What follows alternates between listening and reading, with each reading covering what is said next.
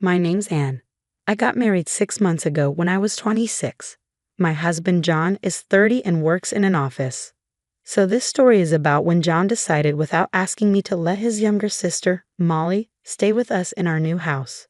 We spent $45,000 on this house for just the two of us. We've been planning the house and furniture since we got engaged. When John's stuff arrived, there was so much of it. I was surprised and asked if it would all fit in his space. Then John casually dropped the bomb that Molly was moving in too. I was shocked. Why? I asked. We just got married. But John didn't see the problem. He said Molly's family too, so it's fine. She said she wanted to live in the new house. I objected without any discussion, but John just kept unpacking, ignoring me.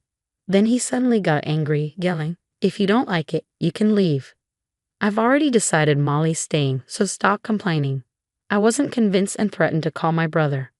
Scared of my brother's reaction, John changed his mind quickly. "Wait, don't call him. Molly won't stay long. She just needs a place until she finds a job and a house. Can you understand?" I reluctantly agreed. Then I suggested, "Can Molly stay in the guest room?" John hesitated and said, Yeah," though he didn't seem sure. I moved Molly's things into the guest room. After a busy day of unpacking, we were almost done. We were having a toast to celebrate when the doorbell rang. It was late, so I wanted to ignore it, but John answered it quickly. I was surprised because I was ready for bed. John called me, "And Molly's here." Irritated, I came back to the living room. "Welcome, Molly. Why are you here so late?" I asked, trying to hide my annoyance. Molly replied, "Can't I come whenever I want?" "Now show me my room, big bro," she said, and John led her to the guest room. Soon Molly complained, "This isn't it." John said, "It's a bigger room, isn't that better?" She searched for another room, saying, "Upstairs, right? This is my room, big bro." I felt uneasy, and when I went upstairs, Molly was claiming my workroom as hers. I couldn't help but raise my voice. "This is my workroom, so it can't be your room," I insisted. John suggested, "Why not? Let's make this Molly's room," but I kept saying no. Then I pointed to the room next to it, intended to be John's hobby room, but he panicked. "Not that room. I've been looking forward to using it. I chose the wallpaper and everything." "No way," I replied. The only option left was the featured children's room, currently a guest room. Molly, still unhappy, snapped, "And you're quite insolent, aren't you? Not listening to the head of the household. Quite cheeky for a freeloader who depends on him for meals." I was too tired to argue back, thinking, who's the real freeloader here? As I headed back to the living room, I heard Molly asking, "Hey, big bro, do we have anything to eat?" "I'm hungry." I ignored her and continued celebrating alone in the living room. They were arguing, but I didn't pay much attention until John came over and accused me, saying, "You're always going against me and acting all high and mighty." He grabbed the wine bottle and drank it all, shouting, "If you won't listen to me, then leave. I'm the head of this household, don't underestimate me." Then he left with Molly. Despite the late hour, I decided to call my brother and tell him about Molly. He answered right away, sounding angry. I asked if he was mad and interrupted him during an argument with his wife. He'd apologized, but it seemed their relationship was in trouble. Worried, I offered to come over, but he wanted to be alone. I told him about Molly moving in and the issues with John and her. He was concerned about how I was being treated, but I brushed it off, saying I wouldn't be anyone's servant. We then talked about his problems with his wife, and I was shocked to learn she was having an affair with men from a dating site. He found out because she accidentally sent him a message meant for her lover. John had suspected her infidelity for a while, and once he got proof, he took her phone and sent her back to her parents' house. He plans to visit them tomorrow for a discussion. We ended the call acknowledging that both of us were in tough situations and agreed to catch up again soon. While I was finishing up unpacking, I waited for John and Molly to come back home. They returned late, happily tipsy. As I continued organizing, they approached me and Molly came up with an idea. "Let's turn our bedroom into Molly's room. We can each sleep in our own workrooms. What do you think? It's a good idea, right? Just make sure Ollie's room is cleared out by tomorrow," she said. I wanted to clarify something and ask them, how much will Molly contribute to groceries and household supplies each month? And since she doesn't plan on staying forever, how long does she intend to stay? My husband started to panic at my questions. What? You want money from unemployed Molly? I'll cover it with my salary, so there's no issue, right? Molly chimed in. As for how long I'll stay, until I'm satisfied.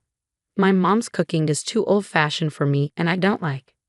She's always nagging me to do laundry and cleaning at home.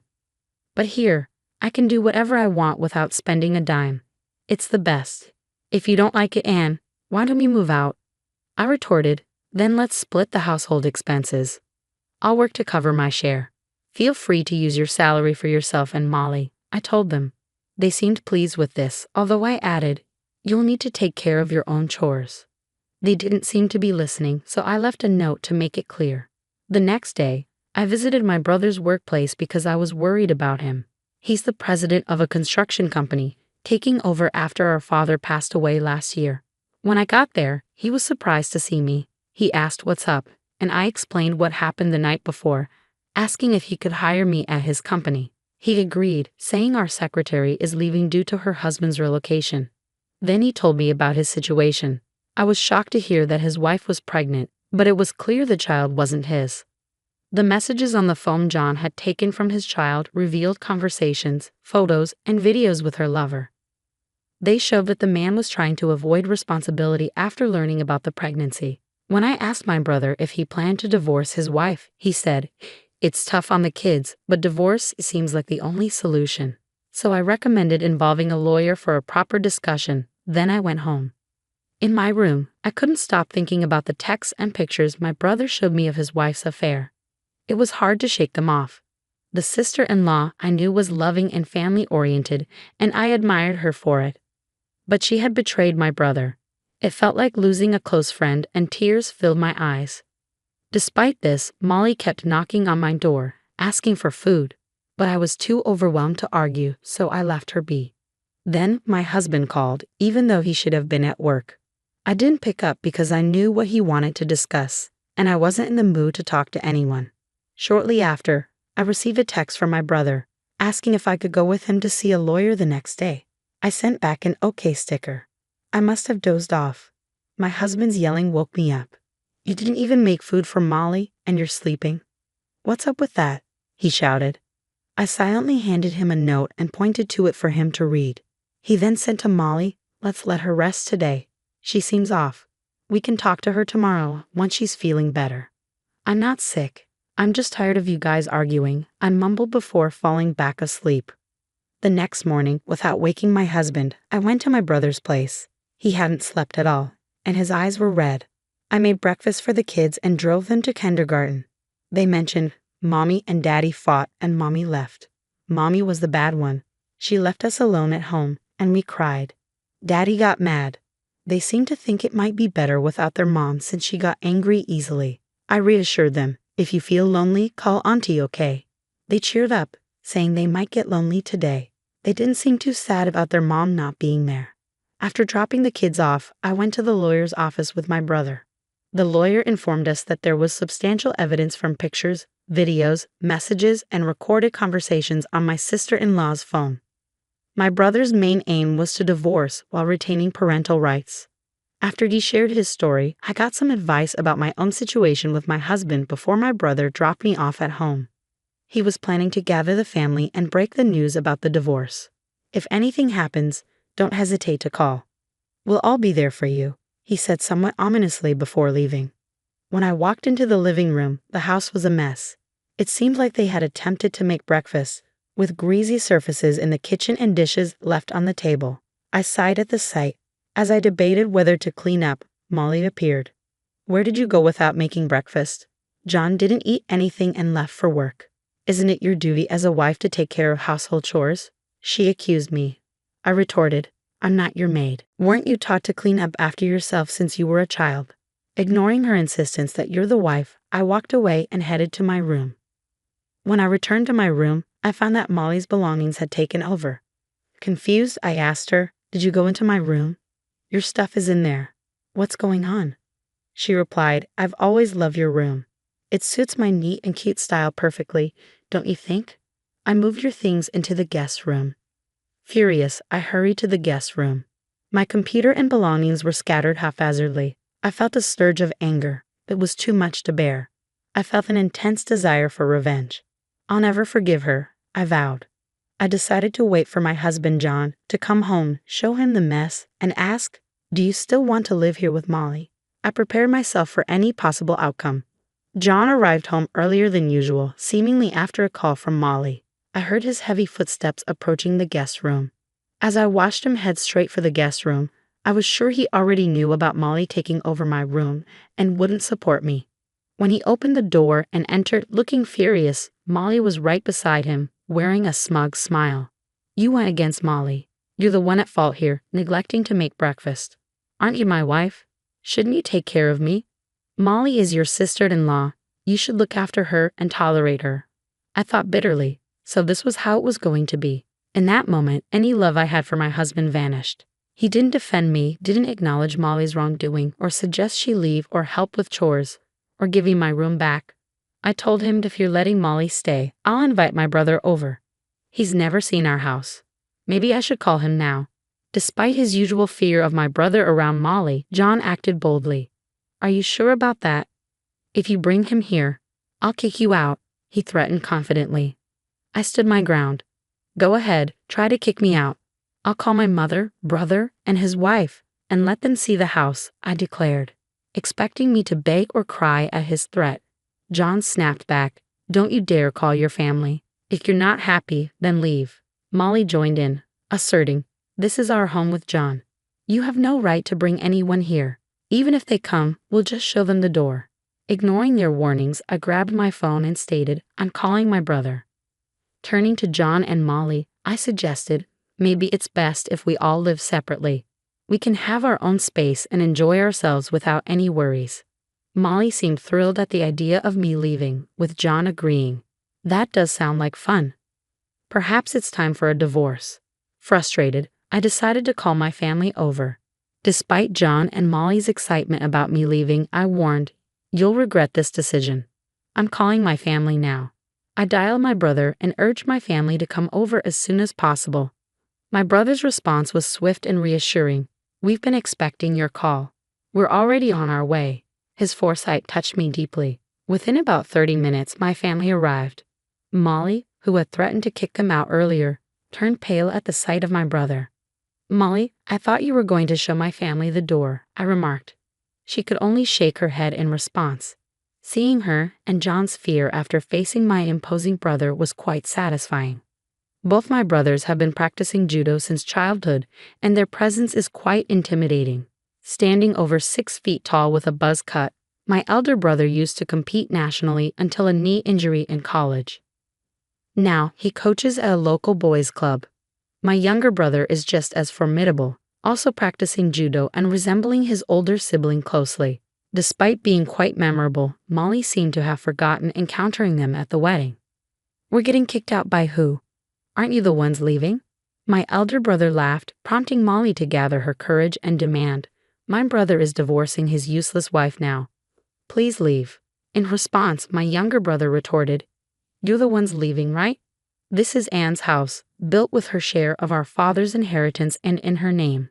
Meanwhile, my mother busied herself in the kitchen, tidying up and commenting, "What a mess." She then called out, "Let's not waste time. Get to the point." So my brothers complied, turning to me and instructing, "Another person is coming. Let them in when they arrive," before gesturing for John and Molly to sit down. "We have 2 matters to discuss today. First, we need you to leave," my elder brother told them. When Molly asked if the house belonged to me, John hesitated, saying I was involved in the interior design discussions with the contractors, so I thought it was mine, but maybe not. "But I'm the head of the household, right?" John protested, seemingly under the impression that he owned the house by virtue of being the head of the household, without considering its source of funding. Being the head of the household and being the owner of the house are 2 different things, someone pointed out, leaving John speechless. However, Molly remained defiant, citing residency rights. "I won't leave. I have the right to stay," she declared, glaring at me. "Residency rights don't apply here since you're not paying rent," someone countered, leading John to resist further. "But I'm married to Anne. I can't leave. We can't separate," he insisted. At that moment, the doorbell rang, signaling the arrival of the guests my brothers had mentioned. When I opened the door, my sister-in-law, my elder brother's wife, stood there in tears. Before letting her in, I asked my brother how we should handle their presence. My mother offered to take care of their child upstairs. After settling my mother and welcoming my sister-in-law inside, John was shocked to see her. "How did you find out where we live?" he stammered, acting suspiciously. My elder brother intervened, reminding John of their second matter to discuss. John's face drained of color. "What? It seemed he was unaware of her identity as my brother's wife. Realizing his mistake, he attempted to flee but was frozen in place. "Seems like my wife is pregnant with your child. Did you two plan this?" my brother accused, slamming evidence of the affair onto the table. "Well, what's your next move?" "For me, it's divorce, nothing less," he declared. Fearing the consequences, Molly attempted to retreat upstairs. My younger brother wasted no time in instructing Molly. "We've got a truck loaded with boxes. Start packing your things right now." He then left to fetch the boxes himself. Molly, taken aback, asked, "Am I leaving today?" Upon receiving a stern glare from my brother, she seemed to relent. Meanwhile, my elder brother turned to his wife, commanding, "My wife and John can sort this out first. Sign the divorce papers." He handed her the papers and a pen. Although she hesitated upon seeing that custody was assigned to him instead of her, he dismissed her concerns, stating, "That's what the kids want. Your opinion doesn't matter." With tears in her eyes, she signed the papers. Moved by the scene, I saw the tears welling up in my brother's eyes, realizing the emotional toll it had taken on him. Then it was my turn to decide. "Anne, what are you going to do?" my brother asked. Without hesitation, I declared, "I choose divorce too. I want him out of my house as soon as possible." My husband dropped to his knees, begging for forgiveness. "Please, I don't want a divorce. It might not even be my child," he pleaded. However, when my brother revealed that he had undergone surgery to prevent further children, my husband was left speechless. My brother handed me blank divorce papers. "If you want him out right away, why don't you have him sign?" he suggested. Reluctantly, I instructed my husband to sign, which he did. I then presented him with 2 pledge documents prepared by my lawyer. One was for him and the other for Molly, pledging to pay for the damages they caused to the house, totaling roughly $30,000. Additionally, the documents stated that they were never to enter my house again in the future. John glanced at my brother and me, perhaps intending to voice a complaint, but a stern glare from my brother silenced him, and he reluctantly signed the pledge document. His shoulders slumped as he made a feeble attempt to head upstairs to gather his belongings for the move. However, my brother intervened, producing a marriage license. "I got this for you too," he announced, handing it to his wife. Without hesitation, she signed it and urged John to do the same. "You've made a mess of my life, and you can't escape responsibility," she declared with a determined look. John, overwhelmed and tearful, complied, muttering, "Just do whatever you want." Finally, my brother demanded, "You have nothing to say unless I ask, right? Don't you owe me an apology?" John, almost prostrating himself, apologized profusely to my brother. With that settled, we hurriedly packed John's and Molly's belongings into boxes and loaded them onto the awaiting truck, destined for their parents' house. And just like that, my brief married life came to an end. As I contemplated living alone in the now empty house, my mother offered to sell her own house and move in with my younger brother, while my elder brother planned to do the same with his 3 children. It seemed that we were all embarking on a new chapter, albeit in different configurations. My mother and brother have decided to purchase the house from me using the proceeds from selling their own homes. They keep suggesting, "Why not build a new house when we get married again?" But I insist, I'm content with an apartment. We fulfilled the kids' dream of owning a dog, bringing laughter and joy into our lives despite the lingering memories of this house. Meanwhile, my ex-husband reportedly remarried my former sister-in-law 6 months later and now resides with her at his parents' house. He's working tirelessly to pay for the damages to the house, while Molly is treating her new sister-in-law like a maid, causing her to lose her mental stability. Unable to bear seeing her daughter in such a state, Molly's mother kicked her out of the house. Seeking refuge, Molly turned to my ex-husband for help, only to be met with blame.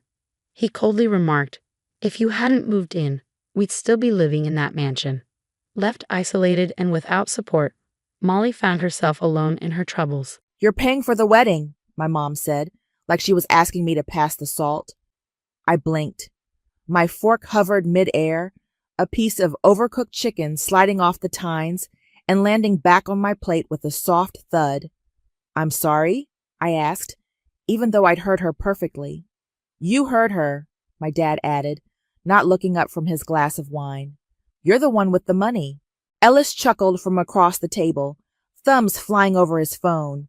"Yeah, Raquel, you make like 6 figures, right? It's not a big deal." I looked at each of them. My mother, in her Sunday pearls, hair sprayed into a helmet, smiling like this was a normal conversation. My father, half listening, already mentally back in his recliner. And Ellis, my golden boy baby brother, still in his hoodie, not even pretending to be present.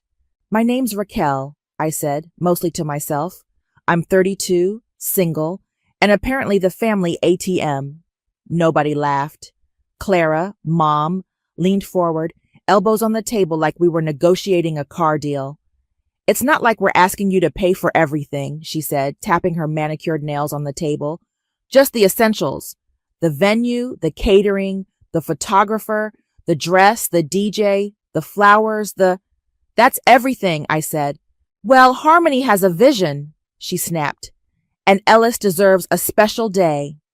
"Harmony wants a champagne wall and a live harpist," I said, trying to keep my voice steady. "That's not a wedding. That's a music video." Ellis shrugged. "She's got taste. You wouldn't get it." I clenched my jaw. "How much are we talking?" Clara smiled like she'd won something. 48,000. I laughed. Not a real laugh. The kind that slips out when your mind is trying to protect itself from a stroke. "You're serious?" "Of course we are," Patrick said. "You don't have a husband or kids. You've got nothing tying you down. What's the point of all that money if not to help your family?" There it was, the line, the one they always used when they wanted something. I'd heard it when they needed help with their mortgage, when Ellis totaled his car, when Mom's boutique went under, when Dad's consulting gig dried up. I was the fallback plan, the invisible net, the good daughter. "Ellis is our future," Clara said, like I hadn't just paid off their second mortgage 3 years ago, like I hadn't skipped vacations, birthdays, and sleep to make sure they stayed afloat. Ellis finally looked up. "You're not going to be weird about this, right?"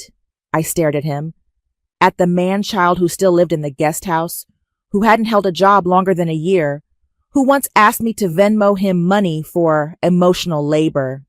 "No," I said, smiling. "I'll take care of it." Clara beamed. "I knew you'd do the right thing." Ellis went back to his phone. Patrick poured himself more wine.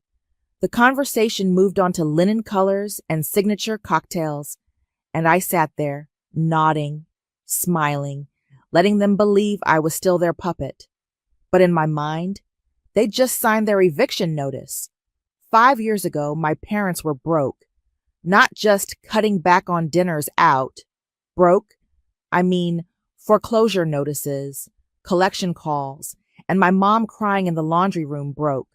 "Raquel, we're going to lose the house," she'd said over the phone, her voice cracking like she was the victim of some natural disaster and not 2 decades of bad spending habits.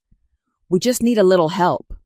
I was 27, working 70-hour weeks at a cybersecurity firm, eating ramen in a studio apartment while sending them money every month. I didn't even ask how much they owed. I just said, "Let me look into it." That's how I ended up owning their house. It was my lawyer friend Sierra who made it happen. She sat across from me at a diner, sipping a Diet Coke, flipping through the paperwork. "They're signing it over to you," she said. "That's the only way this works. You buy it outright, pay off the bank, and lease it back to them for $1 a year. You sure you want to do this?" "They'll be on the street if I don't." Sierra raised an eyebrow. "You're saving them. Again. Just make sure you keep the deed somewhere safe." I did. I kept everything. Emails, signatures, payment receipts. I even had the check image from the down payment I made to the bank. They called it a temporary solution. Tax benefits, they said. Just a formality. And once the paperwork was filed, they forgot, like I'd never saved them at all.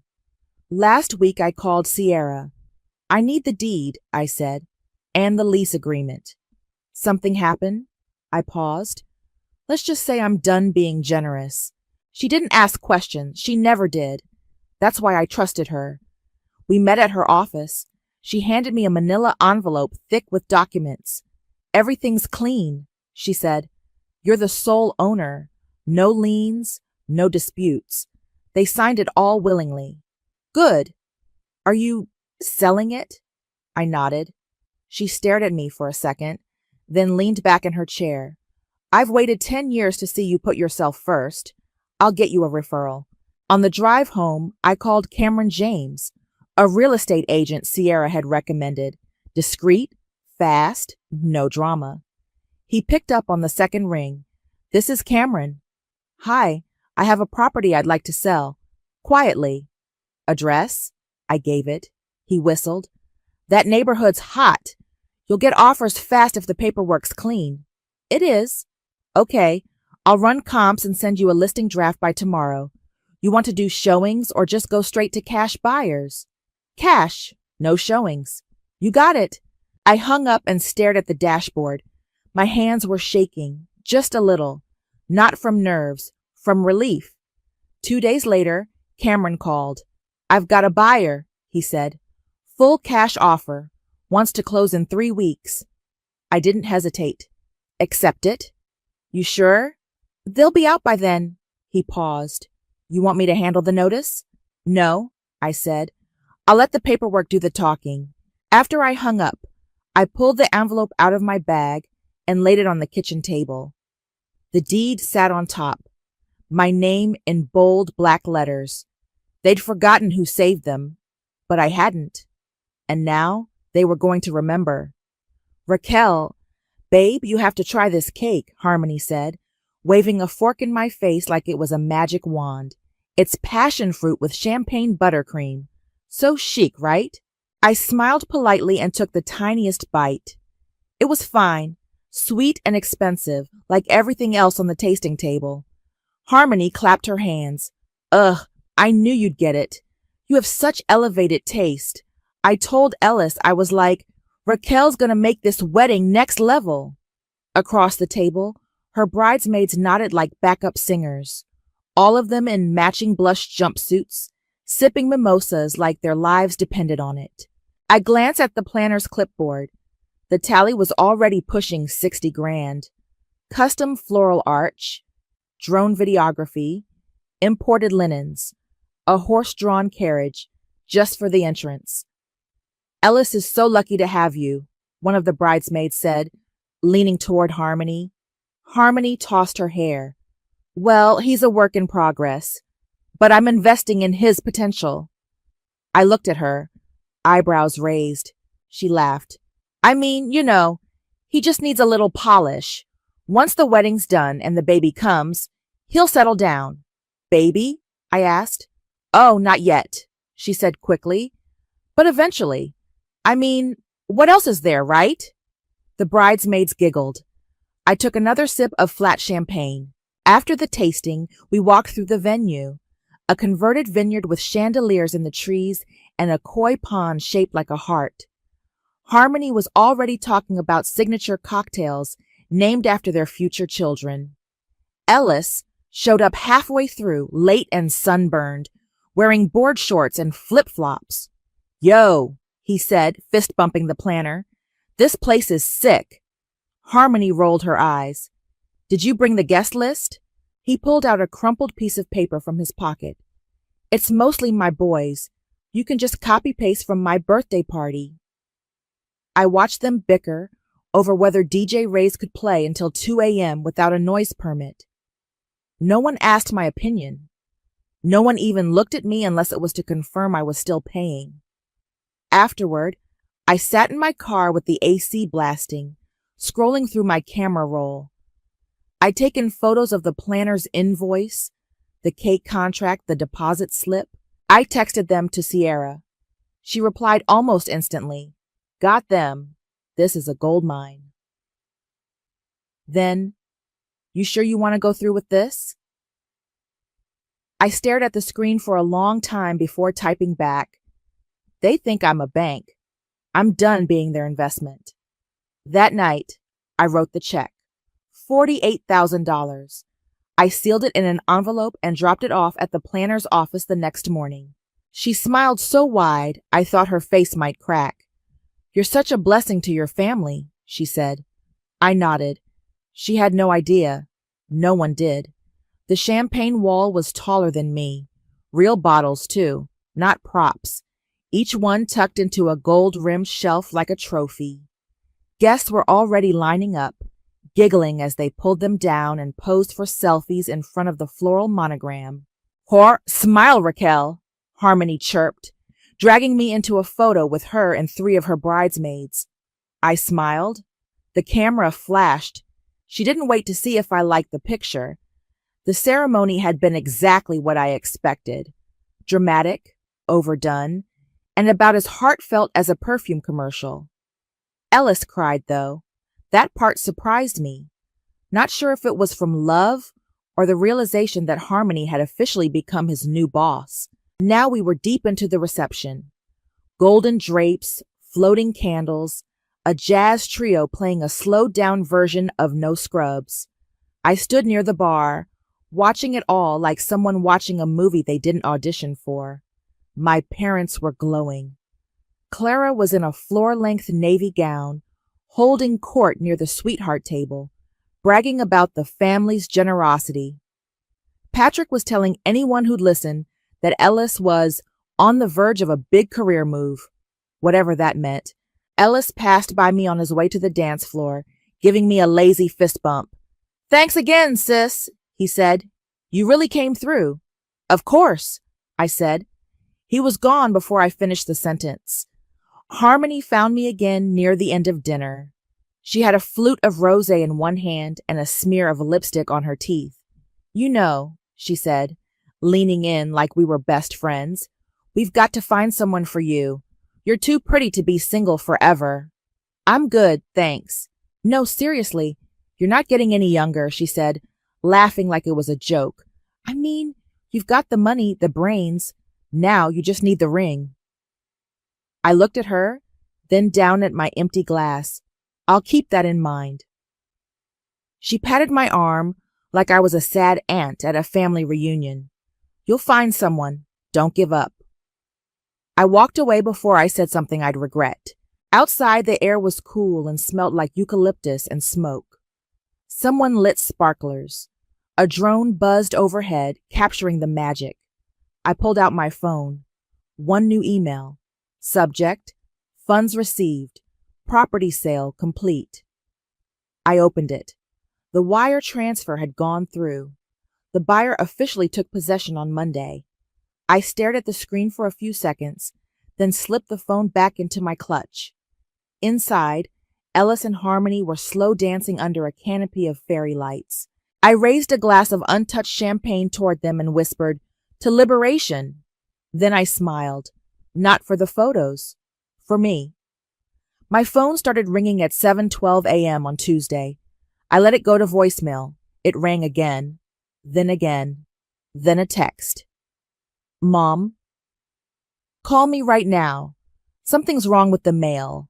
We got some kind of notice?" I got up, made coffee, and sat on the couch with my laptop. Another text came through. "Mom, it says we have 30 days to vacate the house. What the hell is going on?" Then a call from Dad. Decline. Then Ellis. I finally picked up Clara's 4th call. "Raquel, thank God," she said, voice shrill and cracking. "We just got this letter saying we're being evicted. It has your name on it. Is this some kind of mistake?" "No," I said calmly. Silence. "What do you mean, no? I sold the house." A beat. Then, "You what?" "I sold it. The new owner takes possession next month." "You can't do that. This is our house. We've lived here for 20 years. "No," I said. "I've owned it for 5. You signed it over. Remember? Tax purposes? That was different. That was temporary." "No, it wasn't." You didn't even tell us.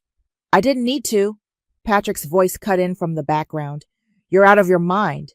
You think you can just throw us into the street? You asked for help. I gave it. You forgot that part. You're punishing us because you're bitter, Clara hissed, because you can't stand to see Ellis happy. I almost laughed. This isn't about Ellis. It's about boundaries. You heartless little... I hung up. The next call came from Ellis. Ellis. Yo, is this a joke? I didn't answer. Ellis. Seriously?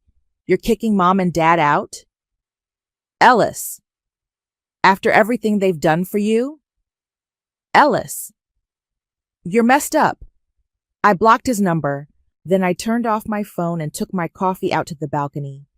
The sun was just coming up, casting gold over the rooftops. I breathed, not deeply, not dramatically, just normally, for the first time in a long time. That afternoon, I checked my DMs. There was one from River. River. Hey, I heard about the wedding. Saw a few pics. You looked different, lighter. Hope you're good. I stared at the message for a while. Then I typed back, I am. And for once, it was true. By Friday, the fallout was in full swing. I was in line at the dry cleaner when Sierra called. Turn on the local news, she said. Channel 7. I pulled it up on my phone. There, in front of a city hall, was my mother, sobbing into a tissue, makeup streaked, surrounded by reporters. They blindsided us, she cried. My daughter, my own daughter, sold our home out from under us. We're being thrown out like trash. The reporter nodded solemnly. And you had no idea? None, Clara sniffled. She didn't even tell us, after everything we've done for her.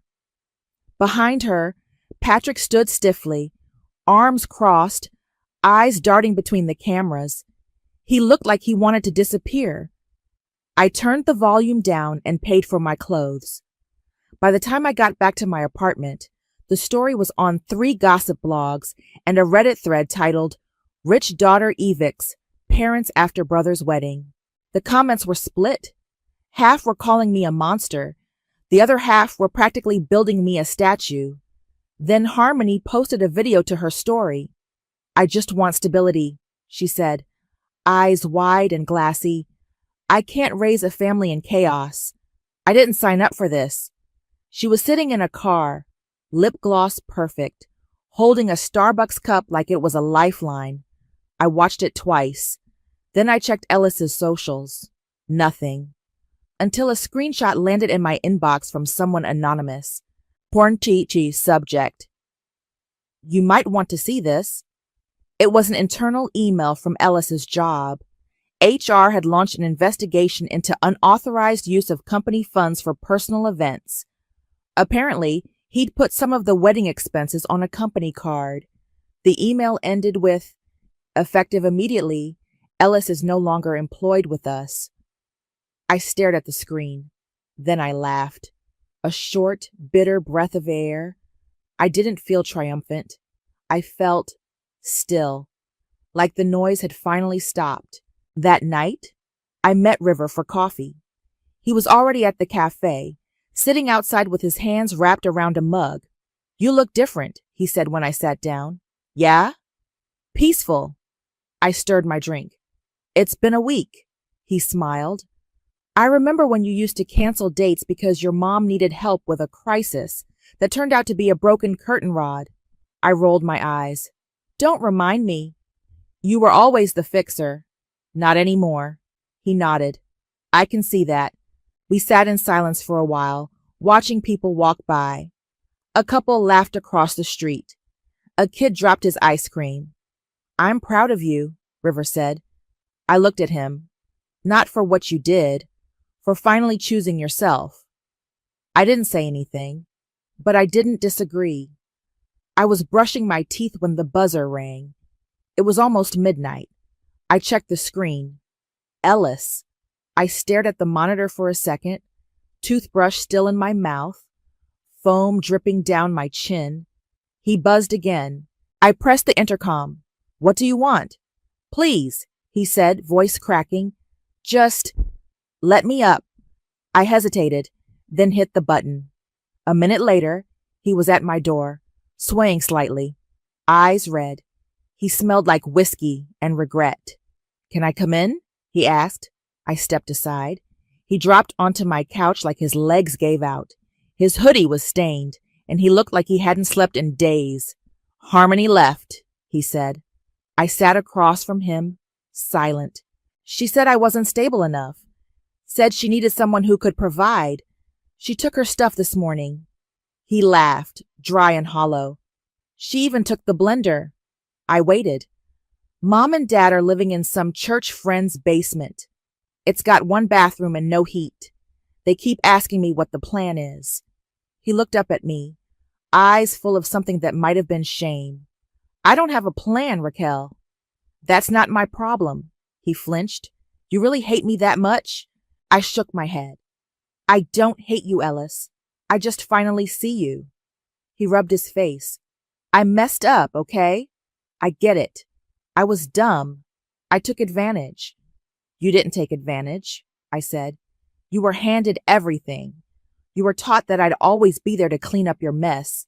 He looked at the floor. I stopped being your sister, I said, the day you became my leech. He didn't respond. We sat in silence for a long time. Finally, he asked, So that's it? I stood. You need help, the kind I can't give you. He looked up at me, eyes glassy. I'm not your safety net anymore, I said. You'll have to figure it out. He nodded slowly, then got up and walked to the door. He paused. I'm sorry.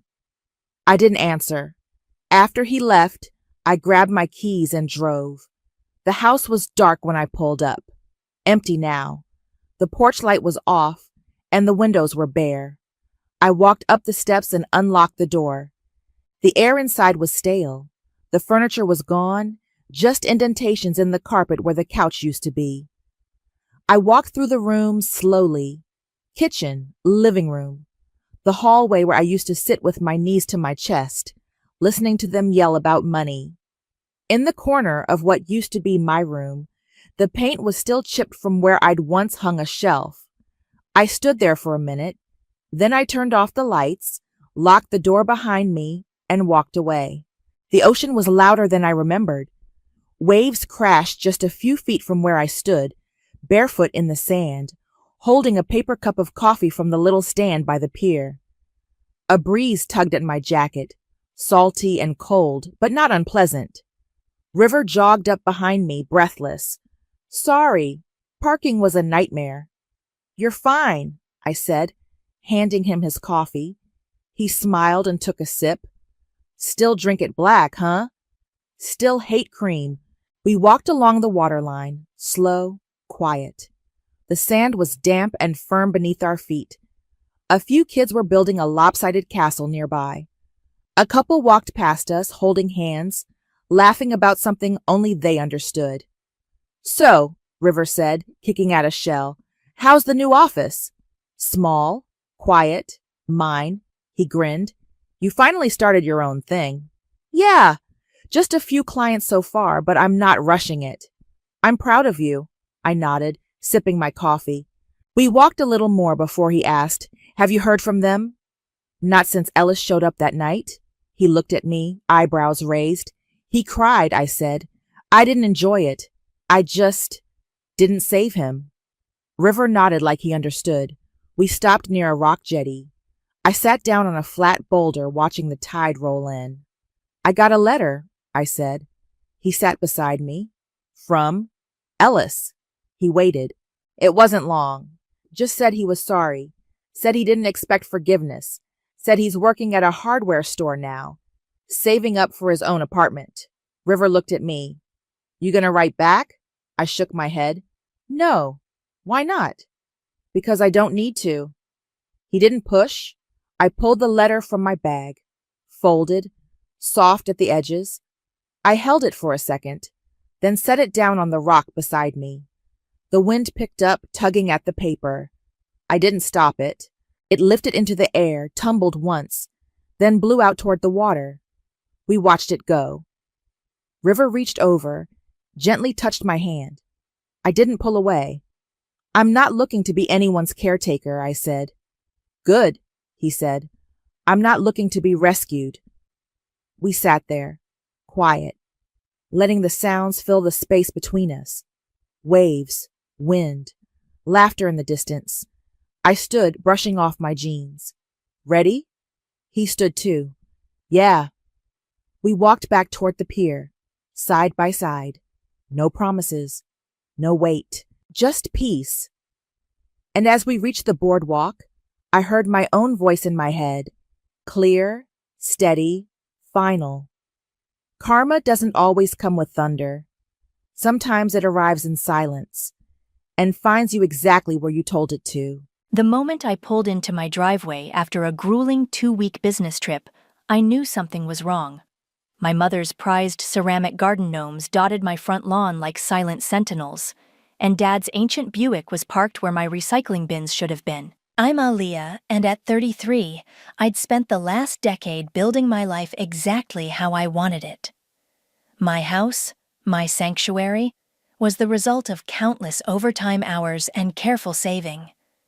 But apparently, while I was away closing the biggest deal of my career, my parents had decided to make themselves at home. Without asking, the front door creaked open before I could even grab my suitcase from the trunk. "Welcome home, sweetie." Mom's voice carried across the yard, sugary sweet as always when she wanted something. "We've been waiting for you." I froze, my hand still on my luggage. "Mom, what's going on?" She waved dismissively, already turning back inside. Come in. Your father's watching his shows in the den." The den. My home office was now the den. I dragged my suitcase inside, the wheels catching on the new welcome mat I definitely hadn't bought. The interior stopped me dead in my tracks. Family photos I'd never hung covered the walls. Mom's gaudy decorative plates lined my minimalist shelving units. The subtle sage green walls I'd carefully chosen were now an aggressive sunshine yellow. "Mom," I managed, my voice tight. "What happened to my walls?" "Oh, they were so dreary before. I knew you'd love this color once you saw it." She bustled around the kitchen, my kitchen, pulling out casserole dishes I'd never owned. "We've been here about 10 days now. Your father's retirement started earlier than expected, and our lease was up, so we thought, why not? Why not ask me first?" I set my laptop bag down carefully, counting to 10 in my head. "Ask you? Don't be silly, we're family." She laughed like I'd told a particularly amusing joke. "Family doesn't need to ask permission. Besides, we knew you'd say yes." Dad shuffled in from my office, the den, still wearing his ancient slippers. "Hey, kiddo, your mother's made her famous pot roast." "Dad," I tried to keep my voice level, "you can't just move in without talking to me first." "Already done now, isn't it?" He shrugged, settling into my favorite reading chair. "Your mother's got everything arranged just right. You'll see, it'll be nice having us here." "Nice?" I echoed, watching Mom rearrange my carefully organized kitchen drawers. "This is my house, my space. You can't just—" "Aaliyah Franklin, don't you take that tone with us," Mom cut in, her voice sharp. "After everything we've done for you, all those years of raising you, putting you through college." "I paid for college myself," I reminded her. "Every penny of it, just like I paid for this house." "Well, we gave you the values that made that possible," she sniffed. "Now, wash up for dinner. I made your favorite dessert, too, that apple pie you loved as a child." I haven't liked apple pie since I was 12. My phone buzzed in my pocket, a text from my brother Josiah. "Hey sis, heard Mom and Dad pulled their latest stunt. You okay?" I typed back quickly. "No, not okay. Call you later." Looking up, I caught Mom watching me expectantly, that familiar guilt-inducing smile on her face. The same one she'd worn when she'd borrowed my car for 3 months last year. When she'd given my savings account information to my cousin for an emergency. When she'd volunteered me to host every family gathering for the past 5 years. "I need to unpack," I said, grabbing my suitcase. "And shower." Long flight. But dinner? We'll wait. I headed for the stairs, then stopped. Mom, Dad, this isn't permanent. We need to talk about this. Soon. Of course, sweetie, Mom called after me, her tone dismissive. Whatever you say. In my bedroom, the only space they hadn't invaded yet. I closed the door and leaned against it, sliding down to sit on the floor. My hands were shaking as I pulled out my phone again, this time to text my friend Alina. Need lawyer recommendations. ASAP. The response came quickly. Hafal. I took a deep breath and typed. Time to finally draw some boundaries. Hard ones. Downstairs, I could hear Mom humming as she continued rearranging my life without permission. But this time would be different. This time, I wasn't going to smile and accept it. This time, I was going to fight back, and they weren't going to see it coming. The next morning, I escaped to work early, desperate for some semblance of normalcy. My colleague Tyler was already at his desk, eyebrows rising as I dropped into my chair with an exhausted sigh. Rough night? He asked, sliding a coffee my way. You look like you've seen a ghost. Worse. My parents have invaded my house. I took a grateful sip. Remember last year when I told you about my mom borrowing my car? The 3-month borrowing that turned into her selling it and keeping the money? Yeah, hard to forget that one. I rubbed my temples. This is worse. They've moved in, without asking, repainted my walls, rearranged everything. My mom turned my home office into my dad's den. Tyler whistled low. And you're letting them stay? I don't know what to do, I admitted. Every time I try to stand up to them, Mom pulls the "after everything we've done for you" card. Like what? Making you take out student loans while they bought a timeshare? Tyler's voice dripped with sarcasm. Or maybe when they borrowed your emergency fund for your cousin's pyramid scheme? Don't forget the time they volunteered my house for Uncle Robert's wedding reception, without telling me, on a Tuesday. And you had to cater it yourself, Tyler added, while taking sick days from work. My phone buzzed, another text from Mom. Honey, we need your credit card for some new curtains. The ones you have are too modern. I showed Tyler the message, and he shook his head. You know what this is, right? Financial abuse, emotional manipulation. If they were anyone but your parents, you'd have called the cops already. I know. But no buts. Tyler turned his chair to face me fully. Remember when you first started here? You were so worried about proving yourself that you let everyone dump their work on you. What did I tell you then? That being nice doesn't mean being a doormat, I recited. Exactly. And what did you do? I started saying no, set boundaries. I smiled slightly at the memory. Became the youngest project manager in company history. So why are your parents different? I stared at my coffee cup. Because every time I try to stand up to them, I remember being 10 years old, asking for new shoes because mine had holes, and Mom saying we couldn't afford it. Then watching her buy herself a new purse the next day. Jesus, Aaliyah. Yeah. I pulled out my phone again, showing him another text from last night. But I think I'm done. I texted my friend Alina for lawyer recommendations. Tyler's face lit up. Now that's the Aaliyah I know. The one who closed the Martinez deal last week. The one who doesn't take crap from anyone. Except my parents, I muttered. Not anymore, he corrected. Look, I know a good lawyer. She specializes in tenant law. Want her number? My phone buzzed again. Mom. Also, we invited the whole family for Sunday dinner. Hope you don't mind cooking. Something inside me snapped. I thought about all the times I'd given in. All the times I'd smiled through gritted teeth while they took and took and took. The college fund they'd borrowed for a vacation. The countless family events I'd been voluntold to host. The boundaries they'd steamrolled over and over again. Give me the number, I said firmly. Tyler grinned, already dialing. Hey, Sarah.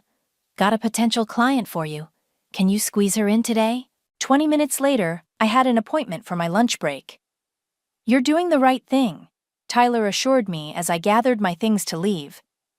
They're counting on you being too nice to fight back. Time to show them they're wrong. I know, I said quietly.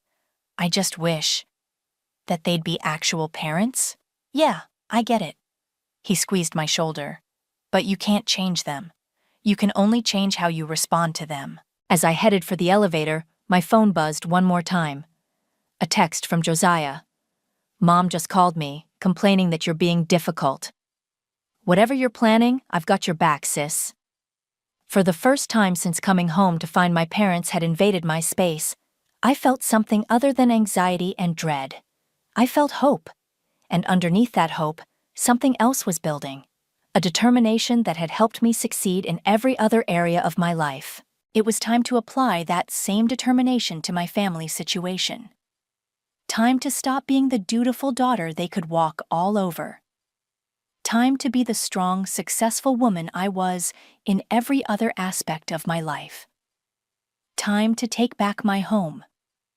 Sarah's law office was exactly what I needed. Professional, direct, and completely unsentimental about my situation. She listened to my story without the pitying looks I'd grown used to, taking notes in sharp, precise strokes. It's actually quite straightforward, she said, sliding a document across her desk. They have no lease, no rental agreement, and no legal right to be there. You can issue a formal eviction notice today. Just like that? Just like that. They'll have 30 days to vacate. She tapped her pen against the paper. Though given what you've told me, I'd recommend changing your locks immediately and installing security cameras. My stomach churned. You think they might? People get unpredictable when their safety net disappears. Even family, especially family. A knock at her office door interrupted us. Her assistant poked her head in. Sorry to interrupt, but there's a Josiah here? Says he's your brother? I jumped up. Is everything okay? Josiah burst in, looking worried. Mom's on the warpath. She's talking about putting the house up for sale. She can't do that, Sarah interjected smoothly. The property is solely in Aliyah's name. Thank God, Josiah collapsed into the chair next to mine. Sorry for barging in, but when I heard her on the phone with a realtor... Wait, she's actually trying to sell my house? My voice rose. Without even talking to me? She says it's for the best, since you're clearly not ready for home ownership. He made air quotes, rolling his eyes. You know how she gets. Sarah's pen scratched across her legal pad. This actually strengthens our case. Attempting to sell property they don't own shows clear intent to interfere with your property rights. I can't believe they'd go this far, I muttered. Really? Josiah raised an eyebrow. Remember when they tried to arrange your marriage to that guy from their church? Or when Mom accidentally canceled your college applications because she thought you should stay home? Sarah looked up sharply. Pattern of controlling behavior, noted. I'll help you serve the papers, Josiah offered. And I've got videos of Mom bragging about moving in without permission, plus screenshots of her texts about selling the house. You're really on my side with this? I asked quietly. Always have been, sis. He squeezed my hand.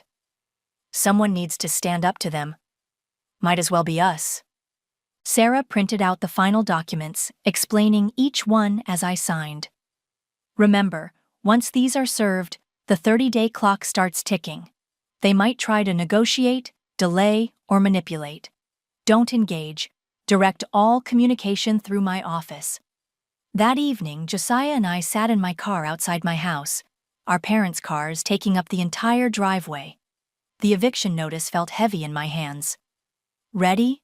Josiah asked. No, I admitted.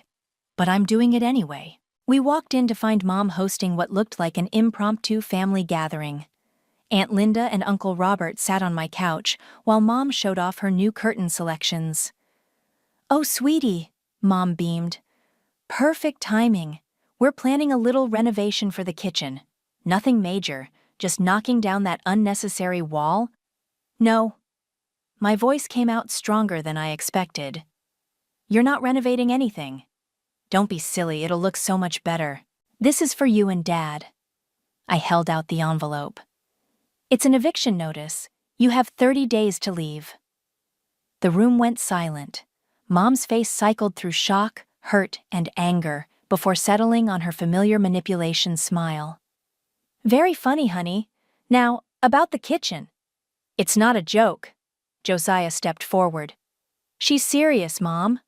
Dad looked up from his newspaper. Now, kiddo, let's not be hasty. Hasty? I laughed. You moved into my house without asking. You're trying to sell it without my permission. You're planning renovations I don't want and can't afford. This isn't hasty. This is long overdue. After everything we've done for you? Mom's voice rose. This is how you repay us? Everything you've done for me. My voice shook. Like using my college fund for your timeshare? Or selling my car and keeping the money? Or maybe you mean all the times you volunteered my house, my time, and my money without asking? Aunt Linda and Uncle Robert quietly gathered their things and slipped out. Mom stared at the envelope like it might bite her. You have 30 days, I repeated. After that, anything left behind becomes my property to dispose of as I see fit. You can't do this to us, Mom whispered. Actually, I can, and I am. I turned to leave, then stopped. Oh, and Mom, if you call another realtor about my house, my lawyer will be in touch.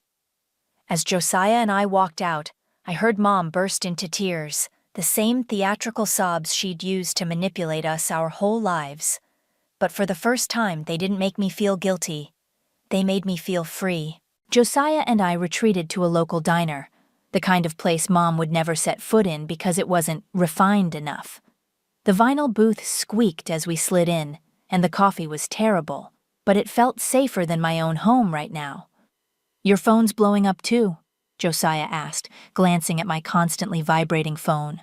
17 missed calls from Mom, 12 from Dad, and about 30 texts from various relatives telling me what a horrible daughter I am. I turned my phone face down. You? Mom's called me 6 times to tell me I'm choosing the wrong side. Dad sent one text asking if I know what I'm doing. He stirred his coffee absently.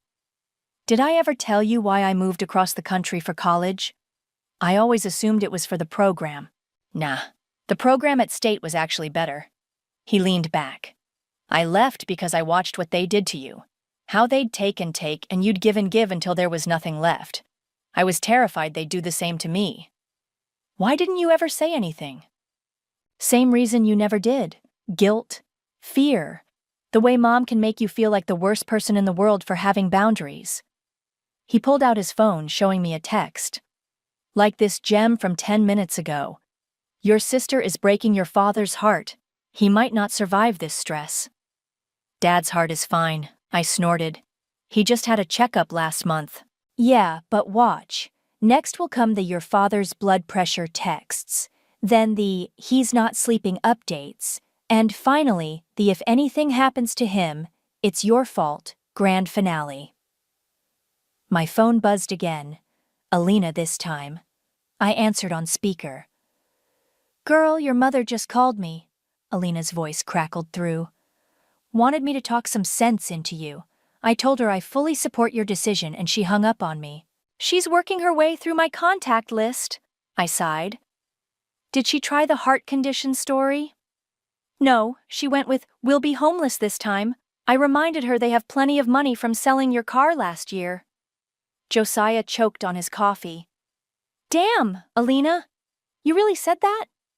Someone had to. I've watched them take advantage of Aaliyah for years. Remember when they borrowed her emergency fund and gave it to that cousin for his pyramid scheme? Or when they volunteered my house for Uncle Robert's wedding? I finished. Yes, we've been cataloging their greatest hits. Speaking of hits, Josiah pulled up his phone's gallery. I've got videos of Mom bragging about moving in without permission. Want to see? The video showed Mom at some family gathering, laughing as she described how they'd surprised me. She's so focused on her career, She needs us to take care of her house properly, video mom said. We didn't ask because she would have said no, and really, what kind of daughter says no to her parents? Send that to Sarah, I said immediately. And any other videos you have. Already did, along with screenshots of mom's texts about selling your house. He paused. You know this is going to get worse before it gets better, right? I know. I finally checked my messages. Oh look, right on schedule. Dad's blood pressure is apparently through the roof. Called it, Josiah grinned. Want to bet on when the not sleeping text comes? You two are handling this surprisingly well, Alina observed. Because for the first time we're not handling it alone, I realized. We've got each other, we've got you, we've got legal backup. We've got proof, Josiah added. Hard to gaslight us when we've got receipts. My phone lit up with another call, this time from Tyler. Hey, how'd it go? About as well as expected. Mom's working her way through my contact list, Dad's supposedly dying of stress, and half the family thinks I'm Satan incarnate. So, a normal Tuesday for your family? Tyler laughed. Need me to be your work alibi tomorrow? Please, I'm not ready to face them again yet. You know, Josiah said after I hung up, this is the first time I've seen you smile while talking about them. Usually you get this tight look around your eyes, like you're bracing for impact. Usually I am. I straightened up. But not anymore. I'm done being their safety net, their ATM, their free event planner, and their doormat. Speaking of doormats, Alina chimed in from the speaker, your mom apparently bought new ones for your house. Pink flamingos. I groaned. Of course she did. Add it to the list of things they've done to my house without permission. Already did. Josiah held up a notebook. We're up to 17 violations of your property rights in just 2 weeks. Sarah's gonna love this. For the first time since this all started, I felt truly confident in my decision. Looking at my brother's supportive grin and hearing Alina's fierce loyalty through the phone, I knew I wasn't just fighting for my house anymore. I was fighting for myself. 3 days after serving the eviction notice, I came home to find Mom had organized an intervention in my living room. Aunts, uncles, and various family friends filled my furniture, all wearing expressions of concerned disappointment. Honey, Mom started, her voice wobbling perfectly. We're all here because we're worried about you. No, I cut in, dropping my work bag. You're all here because Mom told you her version of events. Did she mention moving in without asking? Or trying to sell my house without my permission? Aunt Linda shifted uncomfortably. Nancy, you said you had permission. Of course we had permission. Mom waved dismissively. We're her parents. Being my parents doesn't give you the right to take over my life. I pulled out my phone. Josiah, you recording this? Yep. My brother emerged from the kitchen, phone held high. Got it all, including Mom's admission that she thinks being a parent means automatic permission. You're recording us? Uncle Robert sputtered. This is a private family matter. Nothing's private anymore, I said firmly. Not after Mom called my boss trying to get me fired so I'd be more dependent on family. The room went silent. Even Mom looked shocked that I knew about that. Oh yeah, Josiah added cheerfully. My friend in HR forwarded that voicemail to me. Want to hear it, everyone? Mom's very creative with her concerns about Aaliyah's mental stability. I was trying to help, Mom protested weakly. Help? I laughed. Like when you helped by selling my car? Or helping yourself to my emergency fund? Or maybe like you're helping now by trying to force me out of my own house? Dad finally spoke up from his corner. Kiddo, we just thought, that's the problem, Dad. You never think. You just go along with whatever Mom wants, even when it hurts your kids. We've given you everything. Mom's voice rose sharply. Everything we had went to giving you opportunities. Really? I pulled out Sarah's folder. Here's my college loan statements, my car payments, my mortgage documents, everything I've earned myself while you took credit for it. Aunt Linda stood up suddenly. Nancy, you told us you paid for her college. We contributed, Mom faltered. By contributing, do you mean the college fund you emptied for your timeshare? Josiah asked innocently. Because I have those bank statements too. One by one, the family members began to look uncomfortable. Uncle Robert checked his watch and muttered about needing to leave. Aunt Linda was scrolling through her phone, probably finding all the times Mom had bragged about their contributions to my success. You're turning our family against us, Mom accused, tears starting right on cue. No, Mom. Your lies are doing that all on their own. 25 days, Josiah announced cheerfully. That's how long you have to find a new place. Might want to start packing instead of organizing family ambushes. We're not leaving, Dad said firmly. This is our home now. Actually, I pulled out another document. Sarah filed a restraining order this morning. If you're not out in 25 days, the sheriff will remove you. You'd do that to your own parents? Mom's voice cracked perfectly. You tried to get me fired, I reminded her, to make me dependent on you. That's when I realized this isn't about family. It's about control. The remaining relatives were quietly gathering their things, avoiding eye contact. Mom's carefully orchestrated intervention was crumbling around her. Linda, Robert, wait, she called desperately. You can't leave. We need to show Aaliyah how unreasonable she's being. Aunt Linda paused at the door. Nancy, you lied to us. You lied about paying for her college, about having permission to move in. What else have you lied about? I never, Mom started, but Josiah was already playing a video on his phone. Mom bragging about moving in while I was away, laughing about how I couldn't stop them now. The last relatives fled, leaving just my parents, Josiah and me. 25 days, I repeated, and if anything else in this house is damaged, sold, or renovated without my permission, Sarah will add it to the civil suit. Civil suit? Dad paled.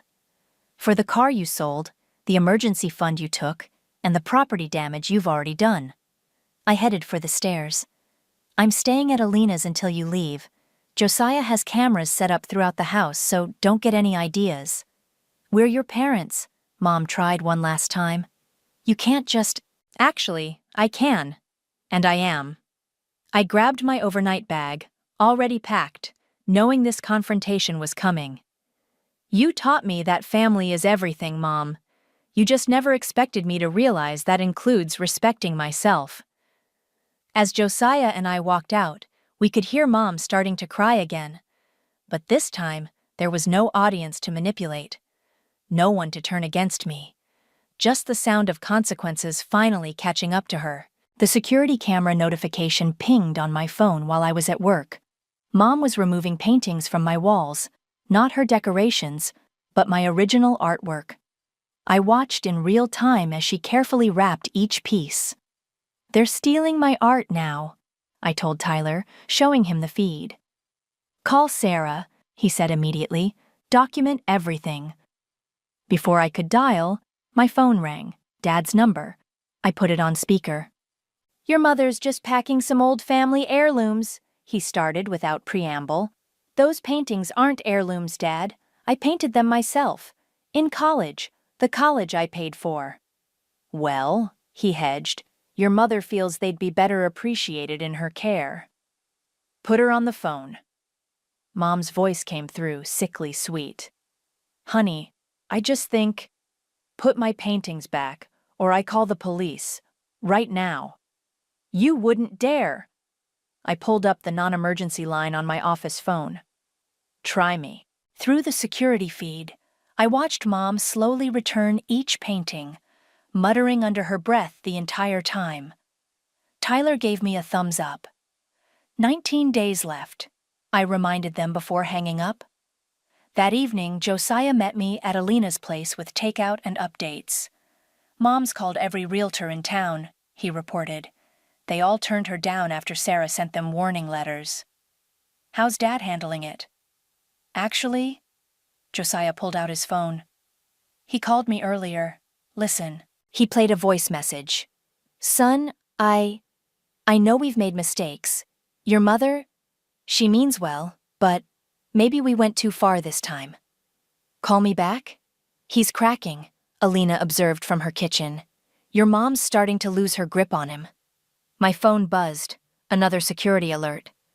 Mom was in my home office, going through my files. That's it. I dialed Sarah's number. They've gone too far. Within an hour, we were back at my house with a police escort. Mom was still in my office, papers spread across the desk. Mrs. Franklin, the officer called out. You need to step away from those documents. Mom spun around, clutching some papers. These prove Aaliyah owes us all the money we've spent on her. Those are my private financial records, I cut in, and my work documents. You're committing several crimes right now. Officer, Dad appeared in the doorway. This is just a family disagreement.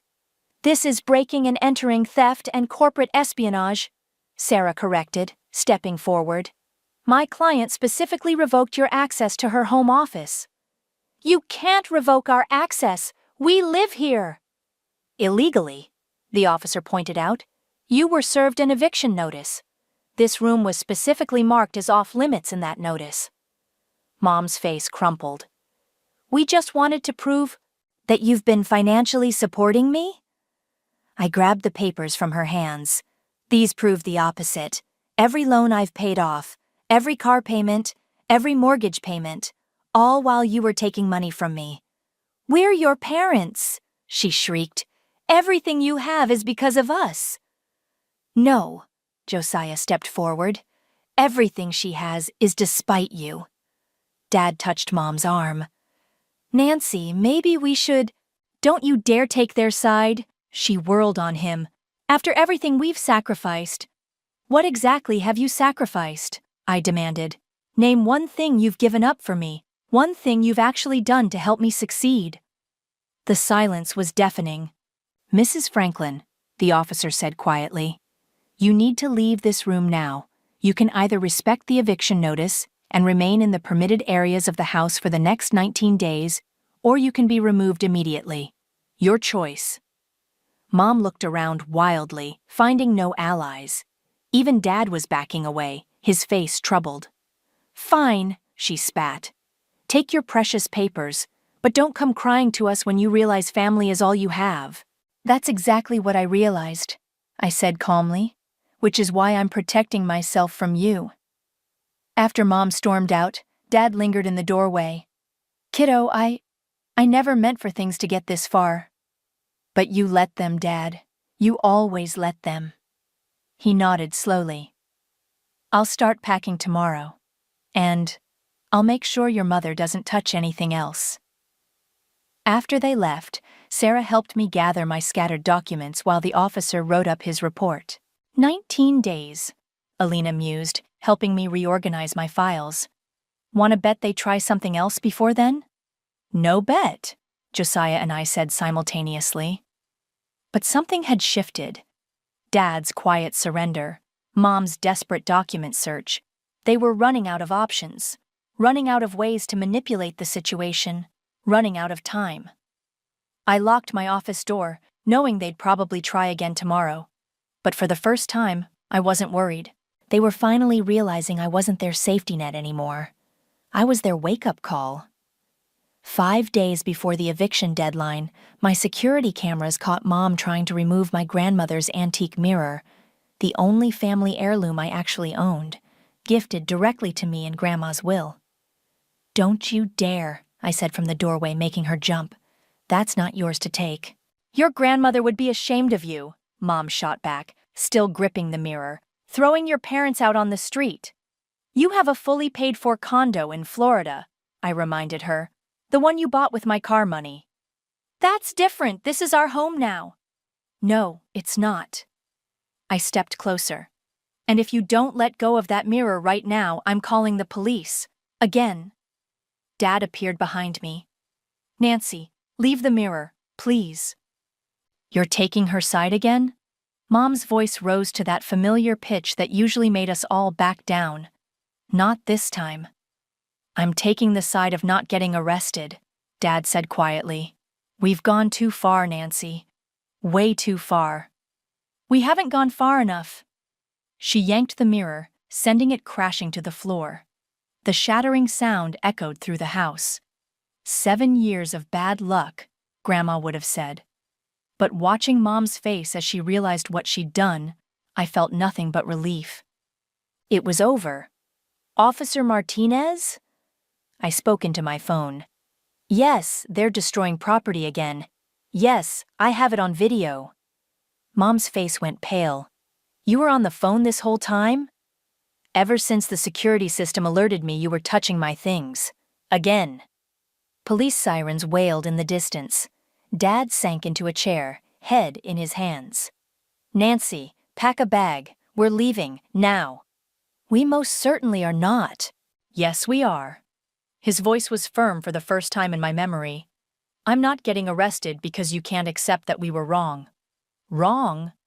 She laughed hysterically. Wrong to help our daughter? Wrong to want to be close to her? Wrong to move in without asking, he countered. Wrong to try selling her house. Wrong to call her boss. Wrong to steal her artwork. Wrong to go through her work documents. And very wrong to break her grandmother's mirror. Red and blue lights flashed through the windows. Mom's face crumpled into her familiar tears, but no one moved to comfort her. Mrs. Franklin, Officer Martinez said as he entered. We meet again. Oh, destruction of property this time? It was an accident, she wailed. On video, I added, holding up my phone. Pack your bags, the officer ordered. You're leaving tonight. Mr. Franklin, you too. Already packing, Dad called from upstairs. Mom looked around wildly, finding no allies. But where will we go? Your condo in Florida, I suggested. The one you bought with my stolen car money? Or maybe Uncle Robert's guest house? The one you volunteered me to renovate last year? You're enjoying this, she accused. Enjoying hurting your own mother. No, Mom. I'm just finally standing up to you. There's a difference. Dad came downstairs with 2 packed bags. Nancy, let's go. We've done enough damage. Grant, you can't seriously. I can and I am. He turned to me. Kiddo, I'm sorry. For everything. Not just this, but for never standing up to her before. For letting her take advantage of you all these years. Sorry doesn't fix it, Dad. I know. He handed me an envelope. But maybe this will help. It's not everything we owe you, but it's a start. I sold my boat. Mom gasped. You didn't. I did. Should cover the car money at least. He picked up their bags. Coming, Nancy? She looked between us, mascara running down her face. You'll regret this, she said finally. Both of you. When you need us? We won't. Dad cut in. That's the point. We've lost them both, Nancy.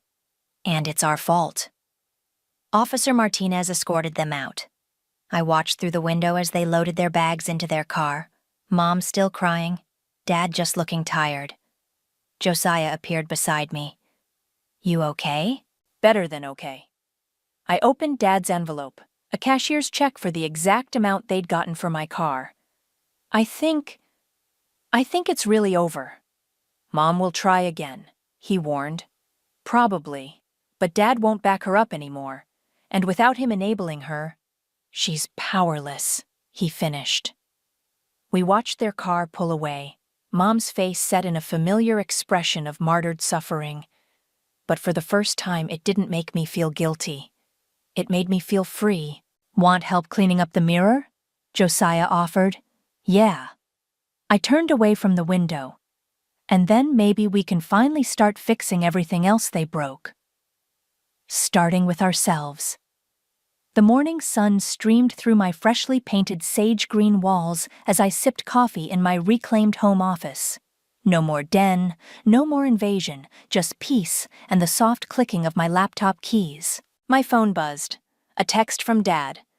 Your mother's trying to plan a surprise visit for Easter. Thought you should know. Thanks for the warning, I replied. But she knows the rules. No unannounced visits. I'll remind her, he wrote back. How's the house? Back to normal, finally.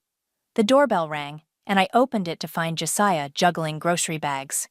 Ready for our first drama-free family dinner? Just us, Alina, and Tyler? I helped him with the bags. Absolutely. Dad texted you about Mom's Easter plans? Yep, not happening. He grinned. Look at you, holding those boundaries like a pro. The kitchen was exactly as I wanted it. No knockdown walls, no gaudy decorations, just clean lines and calm colors. As we prepped dinner, another text came through. Mom this time. Your father's being unreasonable about Easter. Of course you want us to visit. I'm your mother. I showed Josiah, who snorted. Want me to handle it? No, I got this. I typed, any visits need to be arranged in advance with my explicit permission. Those are the rules. If you can't respect them, you can't visit. But we're family. Yes, we are, and family respects boundaries. I muted the conversation as Alina arrived with dessert. Your mom trying the Easter guilt trip too? How'd you know? She called me earlier.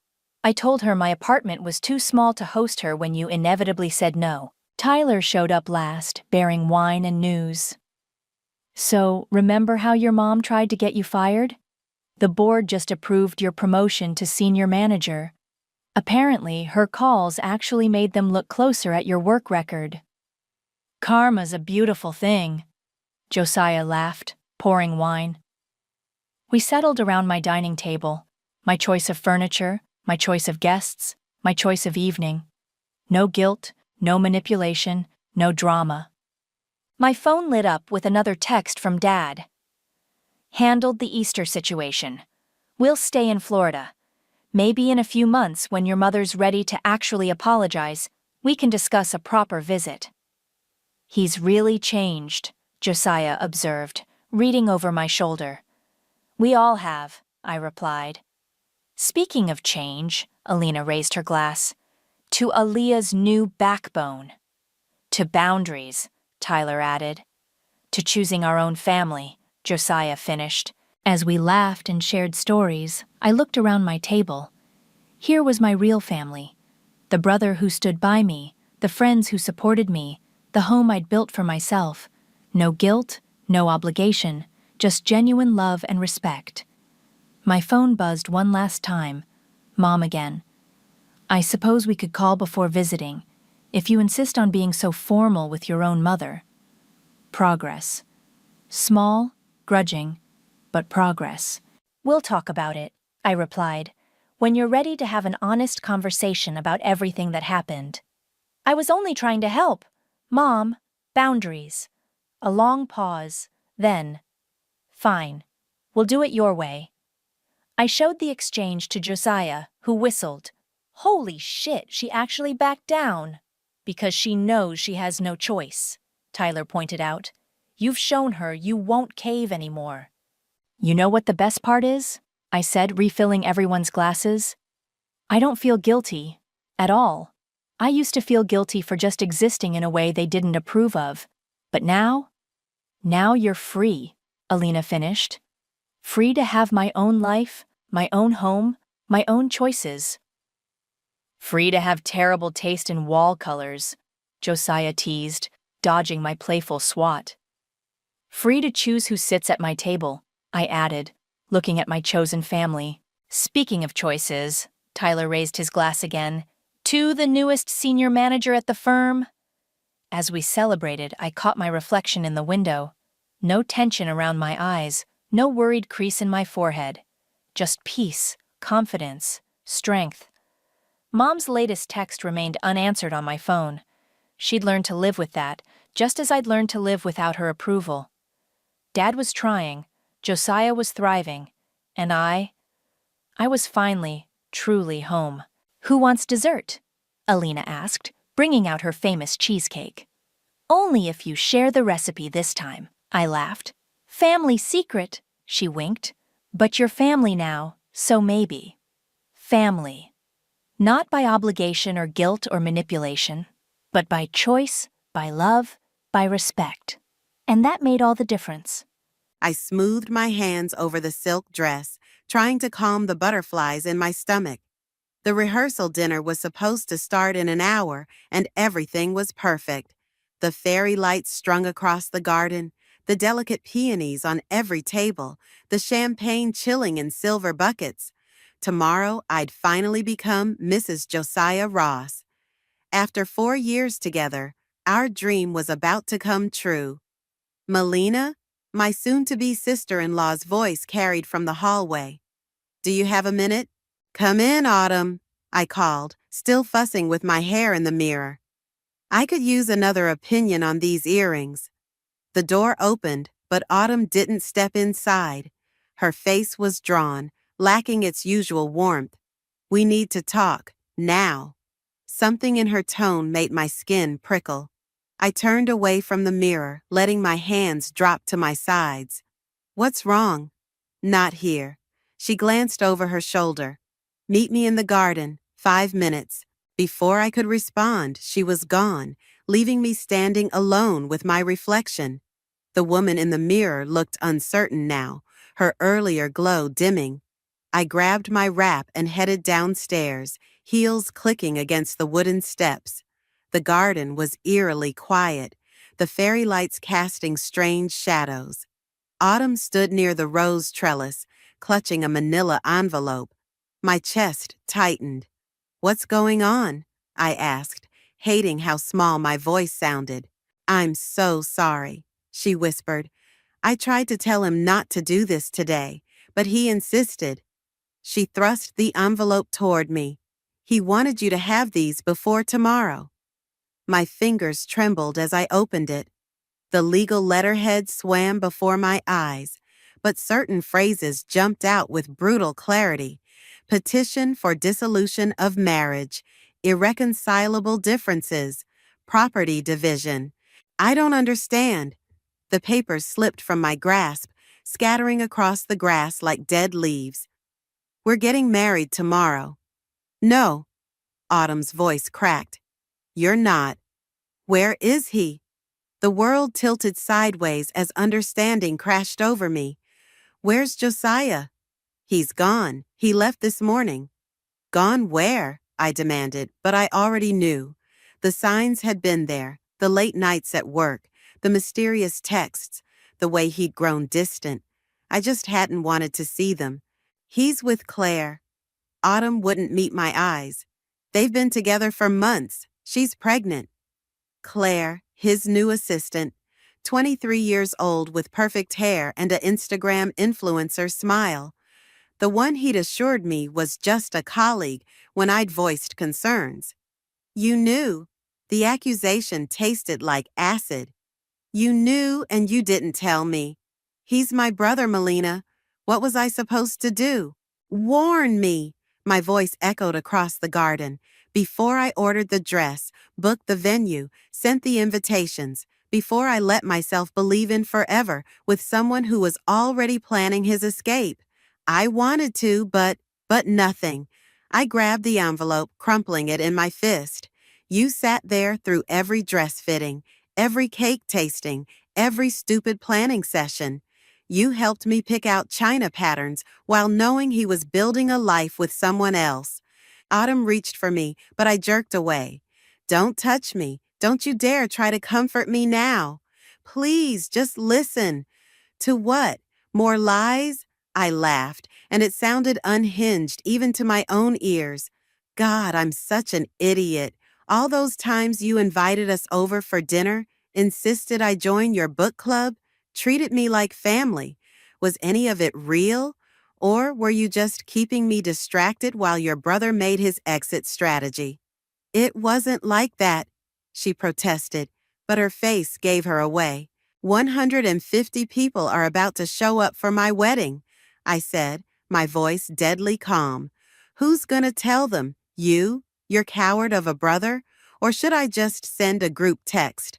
Sorry, turns out the groom's been busy knocking up his secretary. Tears spilled down Autumn's cheeks. I'll handle it. I'll call everyone. How generous of you. I turned away, my legs somehow carrying me toward the house. Don't bother sending the gifts back. Consider them payment for services rendered. 4 years of my life, wasted on a lie everyone but me could see. Melina, wait. I didn't stop. I couldn't. Because if I stopped moving, I'd start feeling, and if I started feeling, I might never stop screaming. Behind me, the fairy lights flickered in the darkness, mocking the celebration that would never come. Tomorrow, instead of walking down the aisle, I'd be picking up the pieces of my shattered future.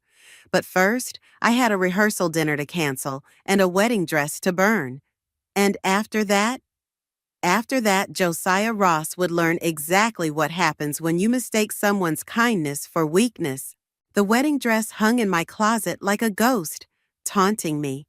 I hadn't slept, spending the night alternating between rage scrolling through 4 years of photos and fighting the urge to drive to Claire's apartment.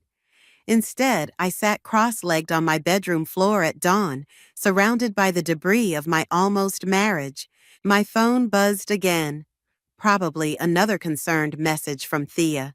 She'd been texting since midnight when I'd sent her a photo of the divorce papers with only 3 words: "Wedding is off." I reached for the bottle of wine I'd opened hours ago, but my hand froze mid-motion. There, buried under a stack of cards, was the permission slip that had started everything.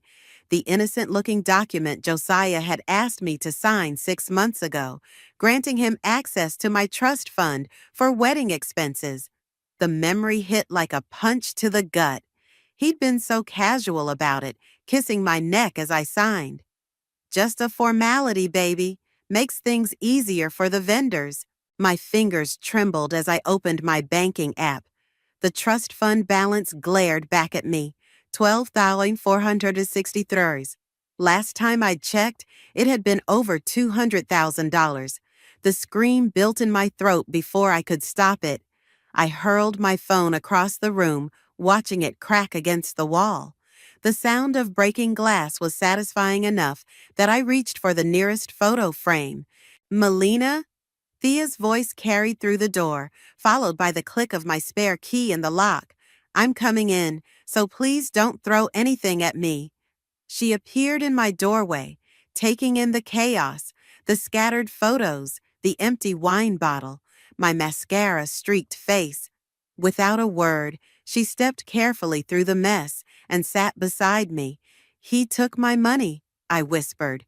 "All of it." Thea's intake of breath was sharp. "When?" "Last month, right after I signed over access." I laughed, the sound brittle. "Probably needed it for the baby.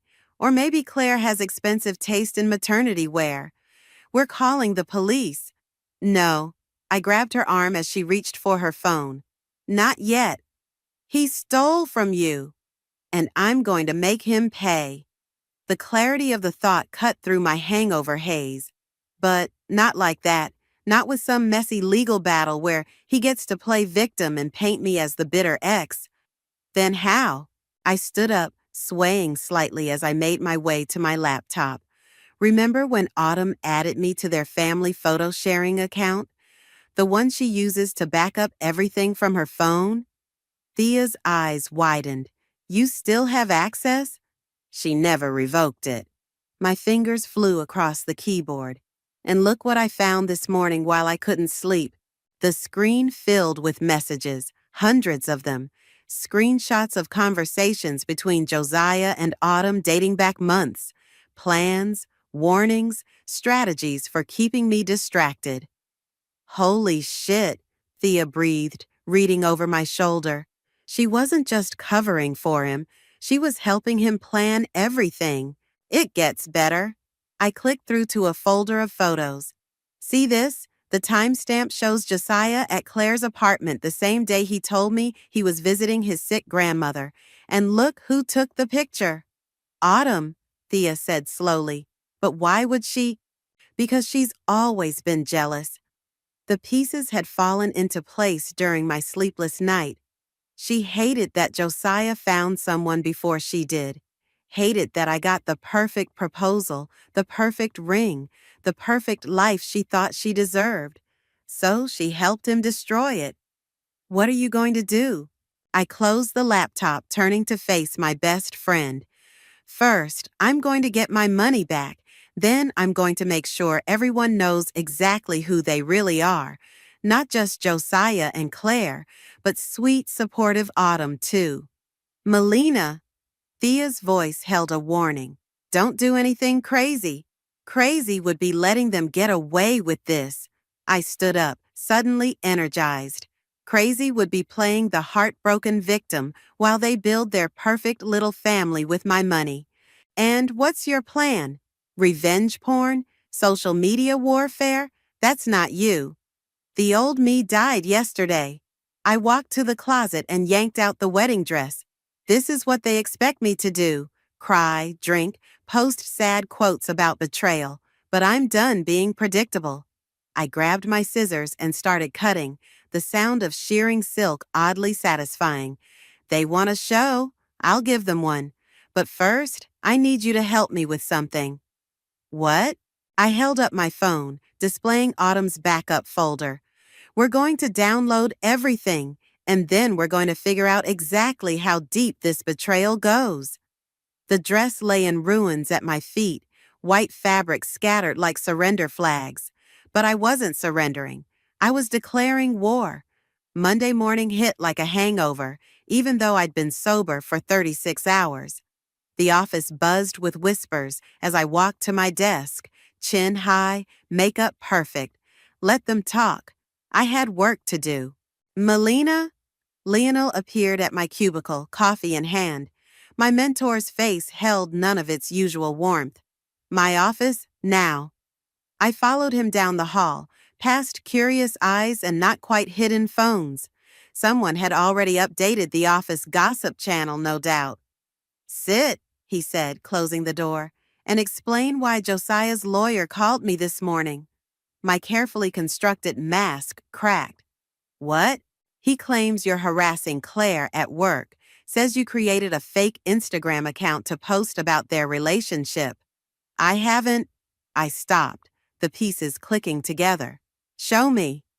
Lionel turned his monitor around. There it was, a fresh account filled with photos of Josiah and Claire, dated timestamps proving their affair. The caption under each one dripped with vengeful spite. That's not me, I said quietly. That's Autumn. Josiah's sister? Why would she? To discredit me. My laugh held no humor. Make me look unhinged before I can tell my side. Classic gaslighting. Lionel studied me for a long moment. There's more to this than a called-off wedding, isn't there? I hesitated. Lionel had been my mentor for 3 years, the closest thing to a father figure I had since Dad died. But trust felt like a luxury I couldn't afford anymore. He took my money, I finally said, my trust fund, all of it. Lionel's expression darkened. How? I signed it over, for the wedding. The admission burned. I was stupid. No, his voice was sharp. You were in love. There's a difference. He typed something into his computer. When exactly did the transfer happen? Last month. Why? Because I handle the corporate accounts, remember? Including the one Josiah used for client billing. More typing. And I've noticed some irregularities lately. My heart stuttered. What kind of irregularities? The kind that might interest the FBI. He turned the screen toward me again. Look at these transactions. Numbers filled the screen. Dates, amounts, account transfers. Most meant nothing to me until I saw it. A transfer to an offshore account, dated exactly 1 day after my trust fund withdrawal. He's been embezzling, Lionel said softly, using client funds to cover his tracks. Your money was probably meant to fill the latest hole before someone noticed. The room spun. How long have you known? I started suspecting last week, planned to confront him today. Lionel's eyes met mine. But he didn't show up for work, did he? No. My voice sounded distant. He's gone, with Claire. And your money. Lionel's fingers drummed the desk, which means we have leverage. We? You think I'm letting you handle this alone? He smiled, but it wasn't his usual gentle expression. I've got 20 years of forensic accounting experience and a serious problem with men who steal from women who trust them. Hope flickered, dangerous and bright. What are you suggesting? I'm suggesting we do this smart, legal, airtight. He pulled out a notepad. Tell me everything.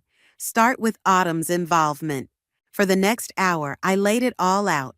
The backup folder, the messages, the calculated betrayal. Lionel took notes, occasionally asking questions that revealed patterns I hadn't noticed. One more thing, he said as I finished. Did Josiah ever mention someone named Grayson? Grayson Mitchell? No. Why? Because he's been trying to reach you. He's a former client of Josiah's and… Lionel's phone buzzed. His expression changed as he read the message. Speaking of Autumn, he turned his phone around. There on the screen was a post from Autumn's personal Instagram, a photo of me from yesterday, clearly taken without my knowledge, slumped against my car with wine bottles visible through the window. The caption read, "Sometimes the strongest thing you can do is admit you need help. Praying for you, M." The sympathy comments were already rolling in. Poor Melina having a breakdown. Poor Melina drinking her pain away. Poor Melina can't handle rejection gracefully. She's playing you, Lionel said quietly, setting you up to look unstable before you can expose them. I know. My voice was ice, but she made a mistake. What's that? I pulled out my phone, opening the backup folder. She forgot to check her location settings when she took that photo. See the metadata? She wasn't driving by my house randomly. She was parked there for 3 hours, waiting. Lionel's eyebrows rose. That's stalking. Yes, I smiled, and it felt like baring teeth. And now we have proof. The pieces were falling into place, but not the way Autumn expected. She thought she was writing my story, the sad ex-fiancé's spiral into obsession. But she'd forgotten something crucial. Every story has 2 sides, and I was just getting started with mine.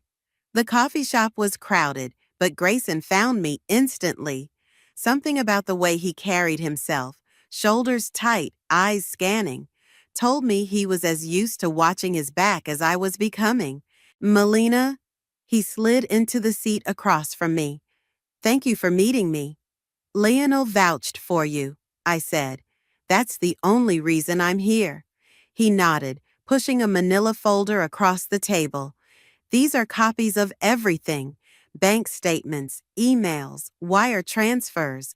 What Josiah did to you, he did to me first. My hands shook as I opened the folder. The numbers were staggering. Hundreds of thousands siphoned from client accounts, all carefully concealed behind legitimate-looking transactions. How did you figure it out? Claire. His mouth twisted. She was my assistant before Josiah hired her away. When she left, I started finding discrepancies. The pieces clicked together. She wasn't just his mistress. She was his accomplice. Smart girl. He leaned forward. But here's what you don't know. Autumn's been part of it from the beginning. My coffee turned to acid in my stomach. What do you mean? She's the one who approached Claire, offered her the job with Josiah. They needed someone on the inside who could manipulate the accounts without raising suspicion. He pulled out his phone, showing me a series of texts. Claire got sloppy, left these on the company phone when she quit. The messages revealed a carefully orchestrated plan.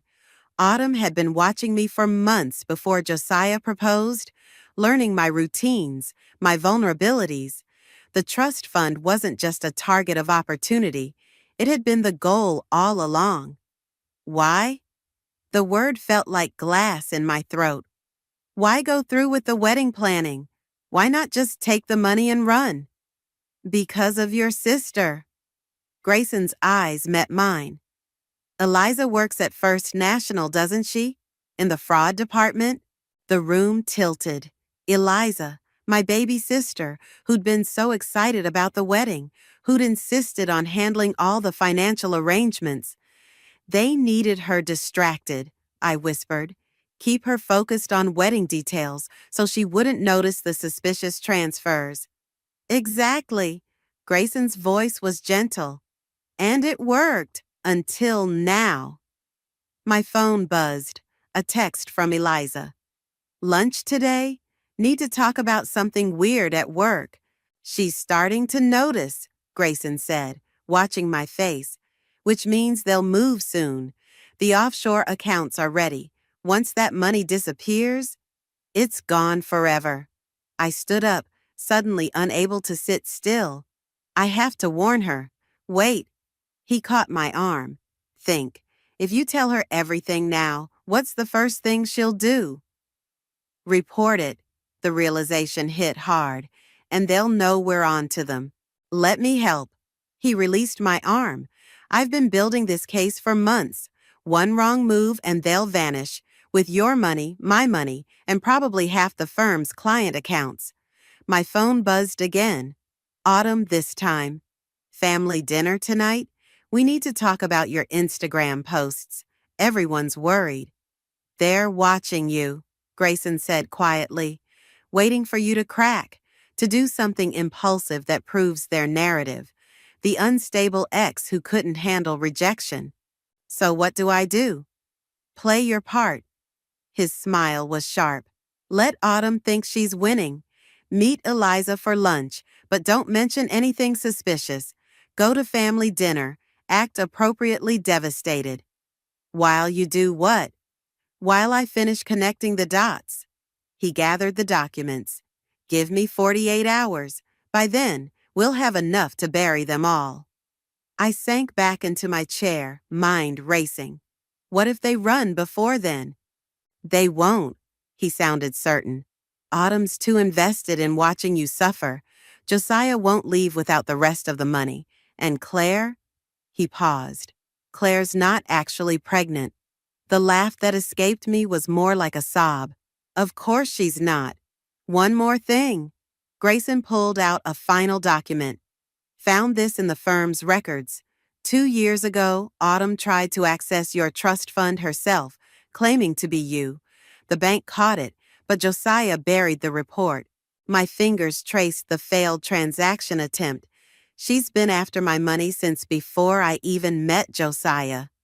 Now you know who your real enemy is. He stood up. Question is, what are you going to do about it? I looked at my phone, at Eliza's worried text, at Autumn's fake concern, at the life I thought I knew unraveling thread by thread. I'm going to family dinner, I said finally. I'm going to let my sister-in-law comfort me, let her think she's won. I met Grayson's eyes. And then I'm going to take everything from her, just like she tried to take everything from me. 48 hours, he reminded me. I nodded, gathering my purse. 2 days of playing the victim, of letting Autumn think she'd broken me. I could do that. After all, I'd learned from the best how to hide my true intentions behind a smile. Autumn's dining room looked exactly the same. Family photos on the walls, the gentle clink of wine glasses, the perfect table setting. But now I saw the calculation behind every detail. The empty chair where Josiah should have sat, the way she'd seated me facing the wedding photo she hadn't taken down yet. More wine, Melina? Her smile was sympathetic, practiced. You've barely touched your food. I'm not very hungry. I forced my voice to crack slightly. Everything still tastes like ash.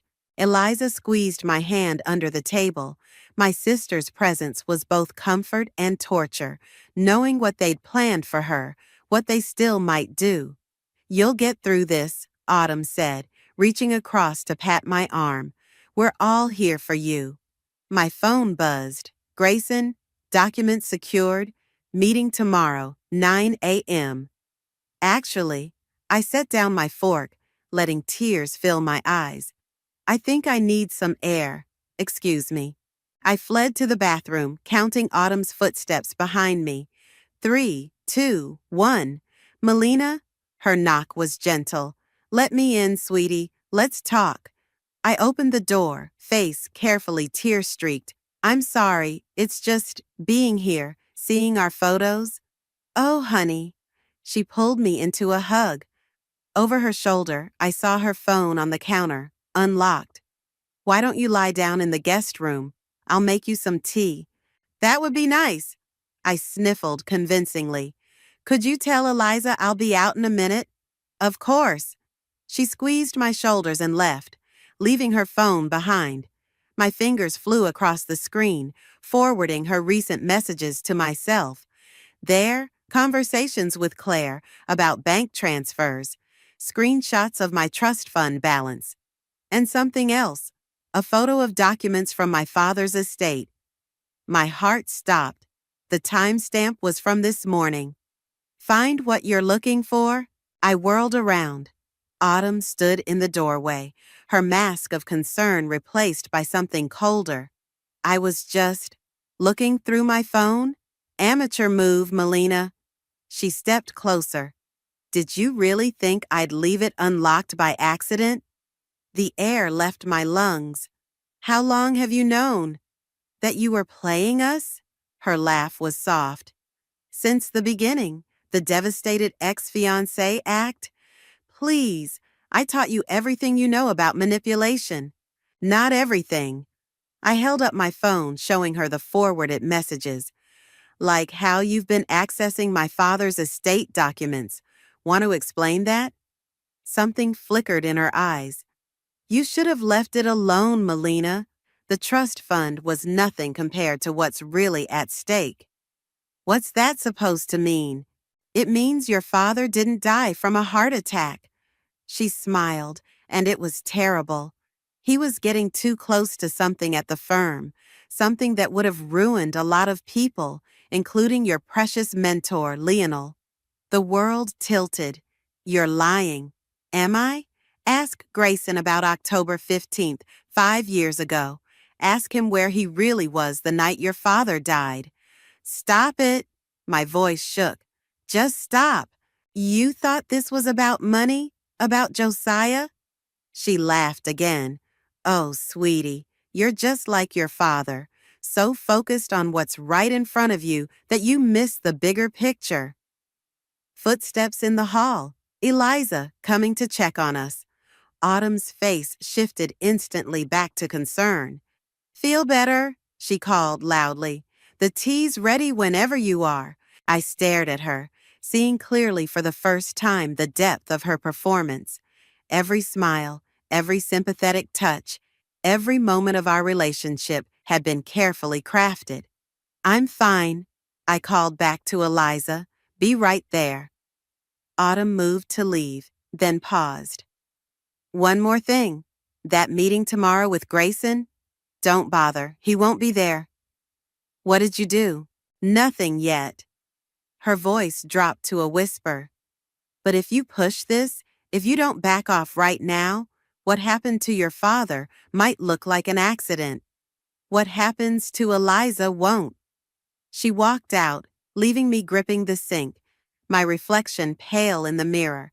My phone buzzed again, another message from Grayson. Something's wrong. Don't trust anyone. Meet me tonight instead. I stared at the message, Autumn's words echoing in my head. October 15th, the night my father died. With trembling fingers, I typed, "Where were you that night, Grayson?" His response came instantly. I was hoping you'd ask that question, because the answer changes everything. I closed my eyes, listening to the sounds of normal life continuing in the dining room. Eliza's laugh, the clink of dishes, Autumn playing her part perfectly. The game I thought I was playing had just become something much darker, and I was no longer sure who was really pulling the strings. The parking garage was deserted at midnight, my footsteps echoing between concrete pillars. Grayson stood near his car, hands visible, eyes alert. He looked older than he had this morning, worn down by whatever truth he carried. "Did anyone follow you?" he asked as I approached. "No, but Autumn knows about this meeting." "Of course she does." He opened his car door, pulling out a thick file. Because Lionel told her. The betrayal hit like a physical blow. What? Your mentor, your father's friend, the man you trusted? Grayson's voice was gentle. He's been working with them from the beginning. Prove it. He handed me the file. Inside were surveillance photos spanning years. Lionel meeting with Autumn in hidden places, exchanging documents, orchestrating the long game that had destroyed my life. The night your father died, Grayson said quietly, he'd discovered irregularities in the firm's accounts, not just recent ones, patterns going back decades. He called me for help investigating. My hands shook as I turned pages. You were working together? I was an FBI informant. He showed me his credentials. Your father and I were building a case against a massive fraud operation. Lionel was at the center of it. But Autumn said you were there that night? I was, watching from my car when Lionel entered your father's office. His eyes met mine. 15 minutes later, your father had his heart attack. Bile rose in my throat. Why didn't you stop it? Because I didn't know what Lionel was planning. By the time I realized, he stopped, jaw tight. I've spent 5 years trying to finish what your father started. Getting close to Josiah, tracking the money, waiting for them to make a mistake. And I was the mistake. The realization was bitter. My trust fund, the wedding, it gave you the paper trail you needed. I'm sorry. He touched my arm. I wanted to warn you, but you needed me to play my part. I jerked away. Just like everyone else. No. His voice sharpened. I needed you to survive. Why do you think I reached out when I did? Autumn wasn't just going to take your money, Melina. Once you served your purpose, once Eliza processed those final transfers, they would have killed me too. The words felt numb on my tongue. Made it look like suicide after my fiancé left me. Exactly. He checked his watch. We don't have much time. Lionel's planning to move the last of the money tomorrow. Once it's gone, my phone rang, Eliza's ringtone. When I answered, her voice was terrified. Mel, someone's in my apartment. I think, oh God. The line went dead. We have to go, I said, already running to my car. They're going after Eliza. Wait, Grayson caught up. It's probably a trap. I don't care. I unlocked my door. She's my sister. Then let me help. He pulled out his phone. I can have FBI agents there in 10 minutes. She might not have 10 minutes. I started the engine. Are you coming or not? He hesitated for a split second, then jumped in. Your sister's complex is on Wilson Street, right? Take Montgomery, it's faster. As we sped through empty streets, my mind raced. If Lionel's involved, everything makes sense. The way Autumn knew about Dad's estate documents, how they always stayed one step ahead. Focus, Grayson said sharply. What's the layout of Eliza's building? Security cameras, entry points. Parking garage has cameras, but the back stairwell doesn't. Second floor, apartment 2C. My knuckles were white on the steering wheel. Card entry at the main door, but the garage gate's been broken all week. Good, Will. My phone buzzed. A text from Autumn. Should have backed off when I warned you. Whatever happens to Eliza now is your fault. Attached was a photo. Eliza tied to a chair. Lionel standing behind her with one hand on her shoulder. The timestamp showed it was taken 2 minutes ago. She's still alive. Grayson studied the image. They want something. They want me to stop digging. I took the next turn too fast. But they forgot something important. What's that? I pulled into Eliza's complex, killing the headlights. They taught me how to play their game, how to smile while plotting revenge, how to make people trust you right up until the moment you destroy them. Melina? His voice held a warning. You want your evidence for the FBI? I checked my phone one last time. A message sent to myself earlier from Autumn's phone. still unread. Let's give them exactly what they want, a desperate woman making one last fatal mistake.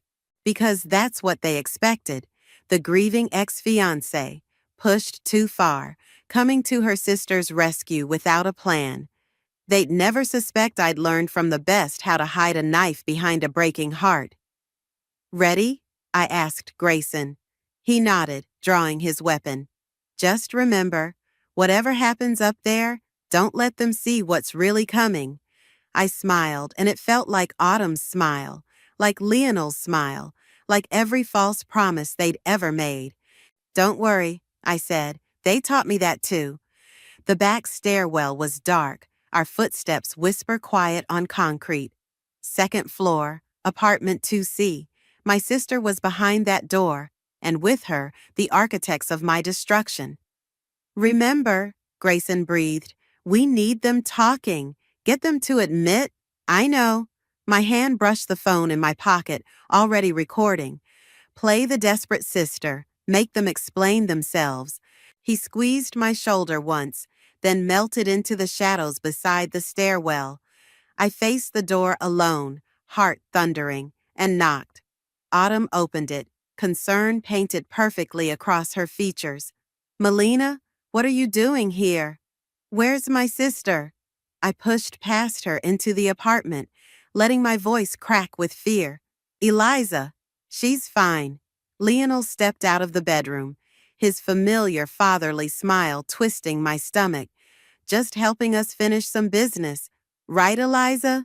My sister sat rigid in a dining chair, hands bound behind her back. Her eyes met mine, not fearful, but angry. They hadn't broken her. "Let her go," I said. "Whatever this is about, she's innocent." "Innocent?" Autumn laughed. "She's been investigating the accounts, getting too close, just like your father." "Our father," I corrected quietly. "He was your father too, wasn't he? That's what I found in those estate documents on your phone. The affair, the secret adoption. That's why you hated me so much." Her smile faltered. "Clever girl, finally figured it out?" "Not everything." I moved closer to Eliza. "Like why Lionel helped you destroy my life when he was supposedly Dad's best friend." "Because your father was a fool," Lionel said, his mask dropping completely. 20 years I spent building this operation. 20 years of perfect crimes, untraceable transfers. Then he started asking questions. "So you killed him." The words tasted like acid. Made it look like a heart attack. "I gave him a chance to walk away."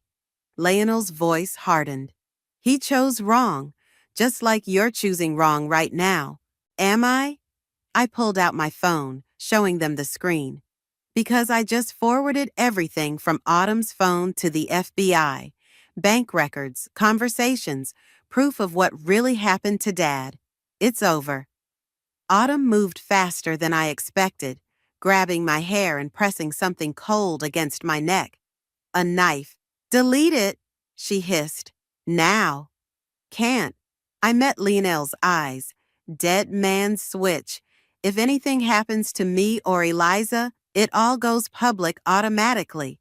"She's bluffing," Autumn said, but uncertainty crept into her voice. "Maybe." I smiled, feeling the blade bite deeper. "Want to risk everything to find out?" "Because I've got nothing left to lose. You made sure of that." "We could still work something out," Lionel offered smoothly. "Money, a fresh start somewhere else. Nobody else has to die tonight." "Like you worked things out with Dad?" Eliza spoke for the first time, her voice steel. "I saw the real autopsy report, Lionel, the one you buried. The poison was subtle, but it was there." His face changed. "How did you access the sealed records?" She laughed bitterly. "I'm not just some bank clerk. I'm my father's daughter, and I've been building this case longer than you know." Understanding dawned in his eyes. "You were working with Grayson." "For 2 years," she met my gaze. "I'm sorry, Mel. We couldn't tell you. Had to let them think they were winning." "Sweet family reunion," Autumn snarled, pressing the knife harder. But it doesn't change anything. Delete those files or... The lights went out. In the darkness, several things happened at once. I drove my elbow back into Autumn's solar plexus. Eliza's chair clattered over. Lionel shouted. A gun fired. When the lights flickered back on, Grayson stood in the doorway, weapon trained on Lionel. 2 FBI agents flanked him. Autumn lay groaning on the floor, my knee in her back as I gripped her wrist, forcing her to release the knife. Melina Baker? One agent stepped forward. We've got your statement recorded. You can let her up now. I stood slowly, watching Autumn's face as the handcuffs clicked around her wrists. All her masks were gone, leaving only raw hatred. You really should have checked your phone's backup settings, I told her quietly. Dad taught me about digital security when I was 12. All those incriminating messages you deleted, they went straight to my private server. You played us, Lionel said, something like respect in his voice as he too was cuffed. Made us think we were winning until the very end. No. I helped Eliza up, hugging her fiercely. You played yourselves, got so caught up in your perfect plan that you forgot the most important thing. What's that? Autumn spat as they led her away. I looked at my sister, at Grayson, at the family I'd chosen rather than the one that had betrayed me. That real love, I said, the kind that makes you strong instead of weak. It's the one thing you can't fake. Through the window, red and blue lights painted the night. Somewhere, Dad was smiling. Justice had finally come home. Dawn painted the interrogation room windows as I watched Autumn through the one-way glass. She sat perfectly straight, her mask finally cracking around the edges, still beautiful, still poised, but no longer in control. Ready? Grayson asked quietly. I nodded, gripping the file in my hands. Not the FBI's evidence. That was already processed, sealed, headed for prosecution. This was personal. The door clicked shut behind me as I sat across from her. For a long moment, neither of us spoke. Come to gloat? She finally asked. No. I opened the file, sliding a photo across the table. Come to return something. She flinched. The picture showed a much younger version of our father, holding a baby, her. On the back, his handwriting, my beautiful surprise, my second chance. Where did you get this? Dad's safety deposit box, the one you couldn't access. I pulled out more photos, more letters. He kept everything, Autumn. Every birthday card you sent before the adoption. Every school photo your mom allowed him to have.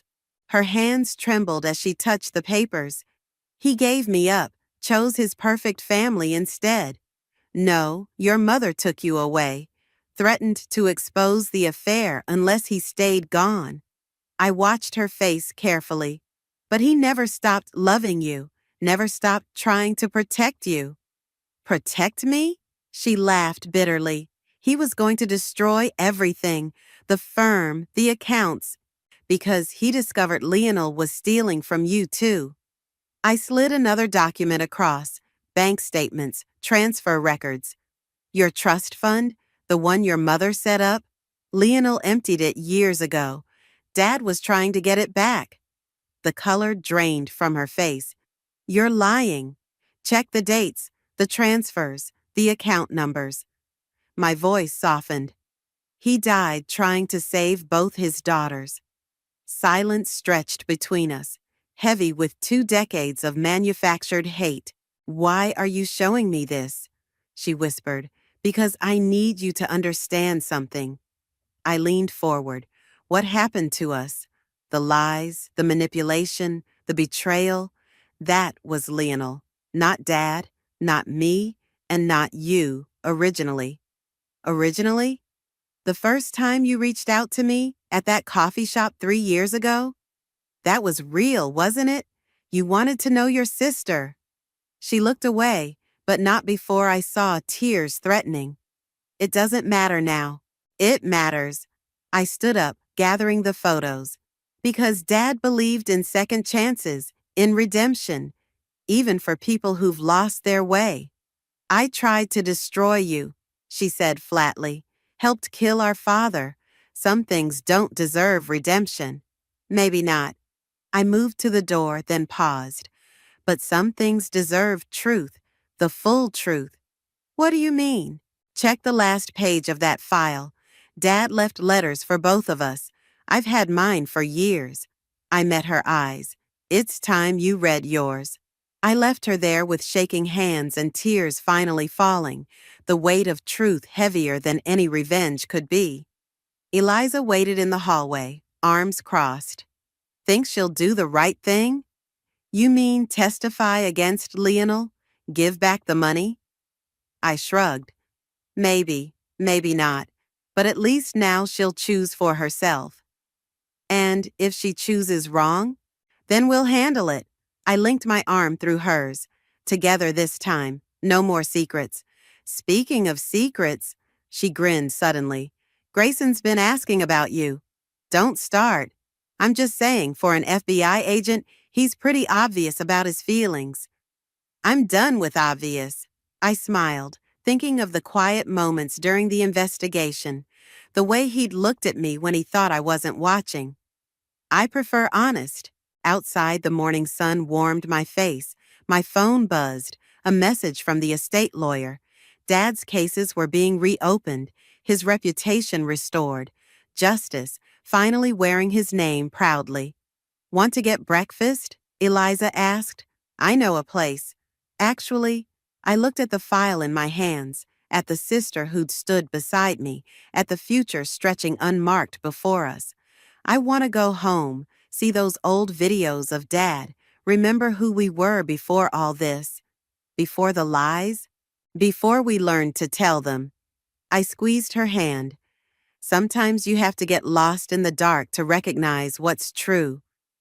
We walked to my car together, leaving behind the shadows of what was for the promise of what could be.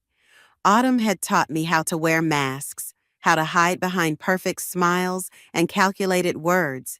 But Dad, he taught me something far more powerful, how to take them off. And in the end, that made all the difference. I buried my husband on a Wednesday. By Friday, his parents were offering me $10,000 to disappear. That's not an exaggeration, not a metaphor, a literal check, crisp and cold, slid across my kitchen table like it was a business transaction, like I was selling a used car, or a piece of furniture they didn't want cluttering up their perfect lives. My name is Stella, I said, staring at the check, but not touching it. And that's my son you're trying to buy. Meredith didn't flinch. Her lipstick was perfect, not a single hair out of place. Her pearls gleamed like they knew they belonged to someone who never got her hands dirty. Otis sat beside her, arms crossed, his expression carved from stone. This isn't about money, Meredith said, her voice as smooth as the silk blouse she wore. It's about what's best for Noah, my son, my baby. He was only 4, curled up on the couch behind me, watching cartoons with a blanket tucked under his chin, completely unaware that the people sitting at our table were trying to erase me from his life. You think what's best for him is to lose his mother? I said, eyes locked on hers. He's already lost his father. Otis cut in. He needs stability, tradition, a family name that means something. I laughed. I couldn't help it. It came out sharp and bitter. You mean your name? Meredith's mouth twitched. You're grieving, Stella. I understand. But you're not equipped for this. You're alone. No job. No plan. What kind of future can you give him? I stood up so fast my chair screeched across the floor. You didn't even like Liam, I snapped. You barely spoke to him for the last 2 years, and now you want to play Grieving Parents of the Year? Otis stood too, towering over me. Watch your tone. No, I said. You don't get to come into my house and tell me how to raise my son. Meredith slid the check closer. It's not a bribe, it's a gift. To help you. Move on. Start over. We'll take care of Noah. You can visit, of course. Supervised at first. I stared at the check. $10,000. The amount felt insulting, like they hadn't even tried to make it convincing, like they thought I was cheap, desperate, and maybe I was. I'd lost Liam in a flash. One minute he was texting me he'd be home in 10. The next I was identifying his body at the morgue. I hadn't eaten in 2 days. I couldn't sleep. I hadn't figured out how to pay next month's rent. But I wasn't stupid. And I wasn't about to let them take my son. Still, I sat down. I picked up the pen. I signed the paper. Meredith exhaled, relieved. Otis nodded like a deal had been closed. They stood, gathered their things, and left with rehearsed sympathy. I waited until the door clicked shut behind them. Then I walked to the sink and turned on the water. Ice cold. I held the check under the stream and watched the ink bleed down the drain. Noah padded into the kitchen, rubbing his eyes. "Mommy?" I turned, crouched, and pulled him into my arms. "Hey, baby. Everything's okay." He rested his head on my shoulder. "I miss Daddy." "I know," I whispered. "Me too." He didn't see me pack our bags that night. He didn't know I'd already called Maya, my best friend since college, and asked her to find us a place. Anywhere far. He didn't hear me call Tyler, my brother, and ask if he could help me change my name legally, quietly. He didn't know that I wasn't running away. I was setting the stage. Because here's the thing about grief. It makes people underestimate you. They think you're broken. They think you'll roll over and let them take whatever they want. But I wasn't broken. I was just getting started. They thought they'd bought my silence, but they had no clue who they were dealing with. The first night Noah and I slept in the motel off Route 7, he curled up beside me in a twin bed with a stuffed dinosaur clutched to his chest. I lay awake, staring at the water-stained ceiling, listening to the hum of the vending machine outside our door. My phone buzzed once. Maya. Maya. "Got you a place, small town, 2 states over, no questions asked. You'll like it. Sent the address." I texted back a single word. On our way. By morning, I'd cut off my old number, deleted every social account, and tossed my SIM card into a storm drain behind a gas station. Noah thought it was a game. "Are we spies, Mommy?" "Something like that," I smiled. "We're starting fresh." We drove for hours. I didn't cry. I didn't let myself. Not when Noah was watching. Not when I needed to be sharp. The town Maya found was quiet. Tucked between hills and woods, the kind of place where people wave at stop signs and know each other's dogs by name. The house was a 2-bedroom rental with peeling paint and a crooked mailbox, but it had a fenced yard and a washer that worked if you kicked it right. To me, it was a castle. Maya met us there with groceries, a prepaid phone, and a hug that lasted a full minute. "You okay?" she asked. "No," I said, "but I will be." We spent the next few weeks building a life. I got a job waitressing at a diner. Noah started preschool under my maiden name. I told people my husband had passed and I wanted a quiet place to raise my son. That was enough. No one pried. Then, one night, 2 months in, I got a message on the burner phone. Unknown number. "Stella?" I froze. No one called me that anymore. "This is Calvin. I just found out about Liam." I stared at the screen. My heart thumped once, hard. Calvin, Liam's younger brother, the one no one talked about, the one who'd vanished from every family photo after he left. I hadn't seen him since our wedding. I waited a full day before replying. "How did you get this number?" "Maya," I begged her, "I'm not here to cause trouble. I just want to talk. I met him at a coffee shop an hour away." Neutral ground. I sat at a corner table, hoodie up, sunglasses on. He walked in, taller than I remembered. Scruff on his face, wearing a worn leather jacket that looked like it had stories of its own. He saw me and stopped. For a second, he didn't move. Then he slid into the seat across from me. "You look different," he said. "Grief does that." He nodded. "I'm sorry." I didn't respond. I didn't owe him warmth. "Why now?" I asked. "I didn't know he was gone. No one told me. I found out through a mutual friend. I called my parents and they hung up on me." I raised an eyebrow. "That tracks." He leaned forward. "What happened?" I told him everything. The accident, The funeral, the check, the papers. His mouth tightened with every word.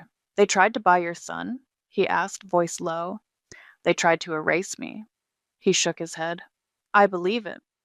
You would know, I said. You left. No one ever said why. His eyes darkened. They threatened to cut me off if I didn't go to law school. I wanted to work in music. I told them no. Then they found out I was seeing someone they didn't approve of. They gave me a choice, fall in line or disappear. And you disappeared. I thought Liam would follow, but he didn't. I sipped my coffee. He stayed, and it killed him. Calvin looked down. There's something you should see. He pulled a folded letter from his jacket and slid it across the table. I found this in a box of my stuff, from Liam, never sent. I unfolded it. The handwriting was unmistakable. Cal, I messed up. I should have stood by you. I let them turn me into something I'm not. I'm trying to fix it. I'm changing my will. I'm leaving everything to Stella and Noah. I want out. I'm done pretending. If anything happens to me, promise me you'll look after them. I'm sorry. L. My hands shook. He was going to leave them. Calvin nodded. Looks like it. I folded the letter and slid it into my bag. Thank you. He hesitated. I meant what I said. I want to help, if you'll let me. I looked at him, really looked. The same eyes as Liam, but softer, sadder. No arrogance, just quiet resolve. I didn't say yes, but I didn't say no. That night, I tucked Noah into bed and sat on the porch with a blanket wrapped around my shoulders. I watched the stars and thought about the letter, about Calvin, about the way Liam had tried, too late, to break free. I wasn't too late. I had time. I had a plan. And now I had an ally. The first time Calvin helped Noah build a birdhouse, I stood at the kitchen window and watched them like I was watching someone else's life. Noah held the hammer too tight, tongue poking out in concentration, while Calvin crouched beside him, guiding his hands. Gentle, Calvin said. Like this. Let the hammer do the work. Noah looked up at him. Are you a builder? Calvin grinned. Not really, but I've broken enough stuff in my life to know how to fix a few things. Noah giggled, and I felt something shift in my chest. Not grief, not anger. Something warmer. Dangerous, but warm. Later, when Noah was asleep, I found Calvin in the garage, sanding the edges of the birdhouse. You didn't have to do all that, I said. He looked up. I wanted to. I leaned against the doorway. He likes you. I like him. We didn't say anything for a few seconds. Then I asked, why are you still here? He set the sander down. Because I think your war is mine too. That was the first time I kissed him. It wasn't planned. It wasn't even romantic. It was messy and sudden and full of years we'd both lost. But it stuck. And after that, he didn't leave. We didn't rush anything. Noah called him Cal, and Calvin never pushed for more. He was just there, at bedtime, at breakfast, on rainy days when we built pillow forts and watched old cartoons. He never tried to be Liam. He was just himself, steady, present. 6 months in, we sat across from a lawyer Tyler recommended, someone discreet. Custody?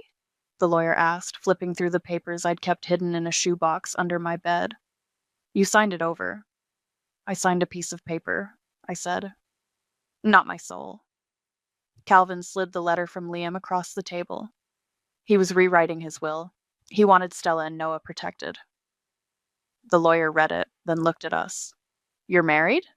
Not yet, Calvin said. But we will be. I looked at him. That was the first I'd heard him say it out loud. The lawyer nodded. There's a clause in family court, best interest of the child. If you're married and Calvin is acting as a parent, we can petition to amend the birth certificate, especially if the biological father is deceased and the original custody agreement was signed under duress. Can we do it quietly? I asked. He smiled. We can do it legally, which is better. It took months. Paperwork, hearings, background checks, but no one from the Douglas family contested it because no one knew. They thought I'd vanished, that I'd taken the money and run. They didn't realize I was building an army. The day we got the new birth certificate in the mail, I sat on the porch and stared at it. Noah Liam Cunningham Douglas. Father, Calvin Douglas. Mother, Stella Cunningham. Calvin came out holding 2 mugs of coffee. Is that it? I handed it to him.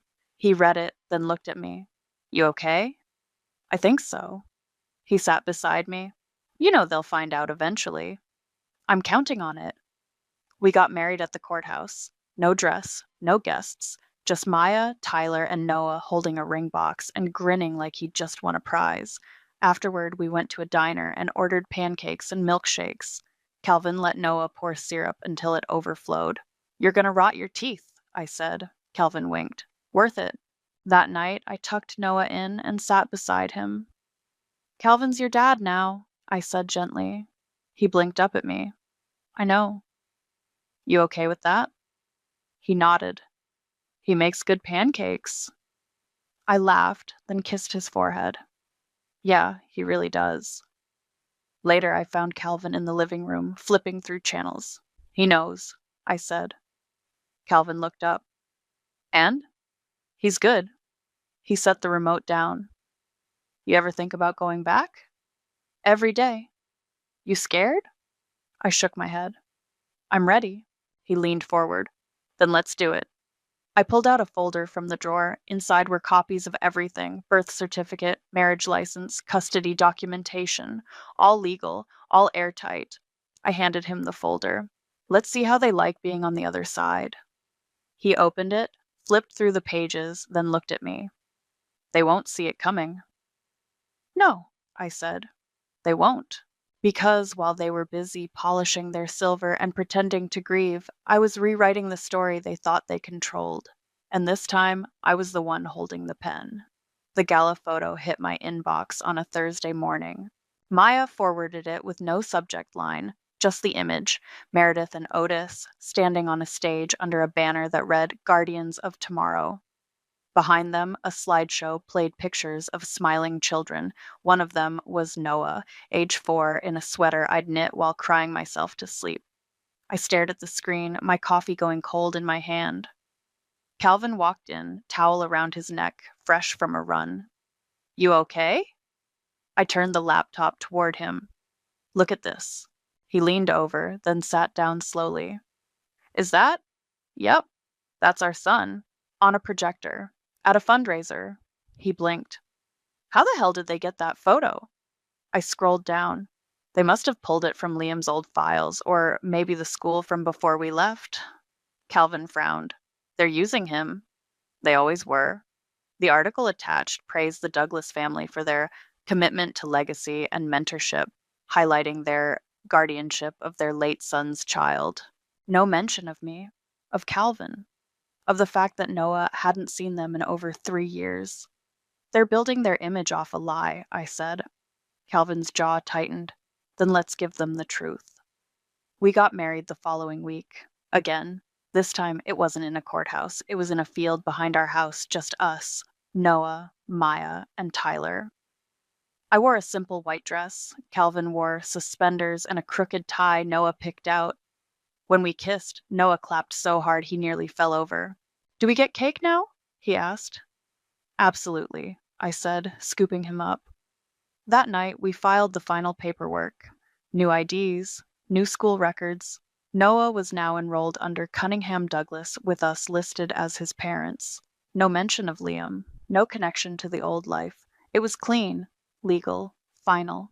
2 weeks later, I got the email. From unknown sendraprotonmail.com. Subject: They're coming for him again. No body, no signature, just a single attachment. A screenshot of a private investigator's report. My name, my address, a photo of Noah at the park. I sat frozen at the kitchen table, heart pounding. Calvin walked in. What's wrong? I turned the laptop. They found us. He scanned the email. How? I don't know, but they're watching. He grabbed his phone and called Tyler. We need to lock everything down, now. We changed our routines. I stopped posting in the local moms group. Calvin drove Noah to school instead of me. We installed cameras, added locks, and checked the mailbox with gloves. But we didn't run. We'd done that already. This time, we stayed. The winter play was coming up, Noah's first big performance. He was playing a snowflake, and he took it very seriously. I have to twirl, he told us at dinner. Miss Jenny said snowflakes twirl. Calvin nodded solemnly. Then we better practice. We moved the coffee table and spent the next hour spinning in the living room until we were all dizzy and laughing. The night of the play, the auditorium was packed, parents jostled for seats, cameras ready. I wore a black turtleneck and sat in the front row, Calvin's hand in mine. We kept our coats on, just in case. The lights dimmed, the curtain opened. Noah stepped onto the stage, arms out, spinning like his life depended on it. My heart swelled. I clapped until my hands hurt. Then I heard it. The familiar clipped heels. The whisper of perfume I hadn't smelled in years. I turned my head. Meredith. She walked down the aisle like she owned it, Otis behind her, scanning the crowd. They didn't see me, not yet. They were too focused on the stage. Then the announcer stepped up to the mic. Tonight's performers, the kindergarten snowflakes featuring Noah Cunningham Douglas, parents, Stella Cunningham and Calvin Douglas. The names echoed through the auditorium. I saw it happen in slow motion. Meredith's mouth parted. Otis froze, gasps rippled through the rows behind us. I turned, made eye contact, and smiled. Calvin leaned in. They know? Let them, I whispered. When the lights came back on, Noah ran into my arms, cheeks flushed. Did I do good? You were perfect, I said, kissing his forehead. We walked out into the lobby, hand in hand. Meredith and Otis were waiting by the doors. Stella? Meredith said, her voice low and sharp. Meredith, I replied, just as cool. Otis stepped forward. You forged documents. We'll have your marriage annulled. That child is ours. Calvin stepped between us. He's not a possession. He's our son. Meredith's eyes narrowed. This isn't over. I reached into my bag and handed her a folded piece of paper. What's this? She snapped. Proof, marriage license, birth certificate, custody documentation, all legal, all final. Otis looked like he'd swallowed a nail. And one more thing, Calvin added, pulling out a second envelope. Liam's letter, the one where he said he was leaving everything to Stella and Noah. He was done with your games. Meredith's lips curled. You think this scares us? No, I said, but it should. She stepped closer, eyes blazing. We'll ruin you in court. I didn't flinch. No, Meredith, you already tried that. This is what ruin looks like from your side. Then I turned and walked out, Noah in one hand, Calvin in the other. And for the first time in years, I didn't look back. The next morning, I found a dead rose on our front porch. Just one. Black-stemmed, wilted, no note, no card, just the flower laid neatly against the welcome mat like a threat dressed in poetry. I picked it up with 2 fingers and dropped it straight into the trash. Meredith, Calvin said behind me. Obviously, I muttered, she's not subtle. She's also not done. We spent the rest of the morning calling our lawyer, scanning the security footage and double-checking every lock on the house. Tyler came by with a fresh set of legal documents and a look on his face I hadn't seen since the funeral. They're filing for emergency custody, he said, handing me the papers. Claiming fraud, emotional endangerment, false documentation. I skimmed the stack. They're throwing everything at the wall. Calvin leaned over my shoulder. They won't win. They don't care about winning, Tyler said. They care about bleeding you dry. I walked outside, needing air. Maya was already pulling up in her car. She stepped out with a bag of groceries and a look that said she knew everything before I even opened my mouth. Get in, she said. We're going for a drive. I didn't argue. We ended up at a coffee shop 2 towns over. I stared at my latte while Maya watched me like a hawk. You okay? She asked. No. Good. You shouldn't be. This is war. I looked up at her. They're using Noah as a pawn. They always were, but now you've got the board, and the king. I smiled despite myself. You've been watching too much chess drama. She leaned in. You need to hit back harder, publicly. I hesitated. You mean media? Controlled media, she said. I know someone, a journalist. She's been sniffing around the Douglas family for years. If we give her the right story, the right documents. I nodded slowly. Scorched earth. Exactly. Back home, Calvin was in the garage with Noah, helping him paint the birdhouse again, this time blue and green like a dragon's cave, according to Noah. I watched them through the window, then opened my laptop. I sent Maya everything. The letter from Liam, the birth certificate, the custody change, even the check. Yes, I'd kept a photo of it before I let the ink bleed down the sink. By the end of the week, the article was live. The price of legacy. A family's attempt to erase a widow and reclaim an heir. It hit like a bomb. By Monday, the school was fielding calls. Other parents were whispering. The gala photo was now the centerpiece of a scandal piece with quotes from anonymous sources about Meredith's manipulation, Otis's bullying, and the family's obsession with image over integrity. Brinley showed up at my door that night. I hadn't seen her since Liam's funeral. She looked tired, older, like the weight of their name had finally started to crush her too. I read the article, she said. I let her in. She sat on the edge of the couch like she didn't belong in her own skin. I want to help. Calvin walked in from the kitchen and froze. You sure about that? I am, she said. I'm tired of pretending they're good people. You knew what they did, I said. You stayed silent. I was scared, she whispered. They threatened to cut me off, said they'd ruin my husband's business. I didn't know what to do. And now? I asked. I want to testify. In court, I'll tell them everything. How they blackmailed Calvin into leaving, how they tried to bribe Liam's mistress after he died. I blinked. Mistress? She nodded. Her name was Elise. She worked at the firm. Meredith paid her to disappear. I found the emails. Calvin exhaled sharply. Jesus. I'll give them to your lawyer, Brinley said.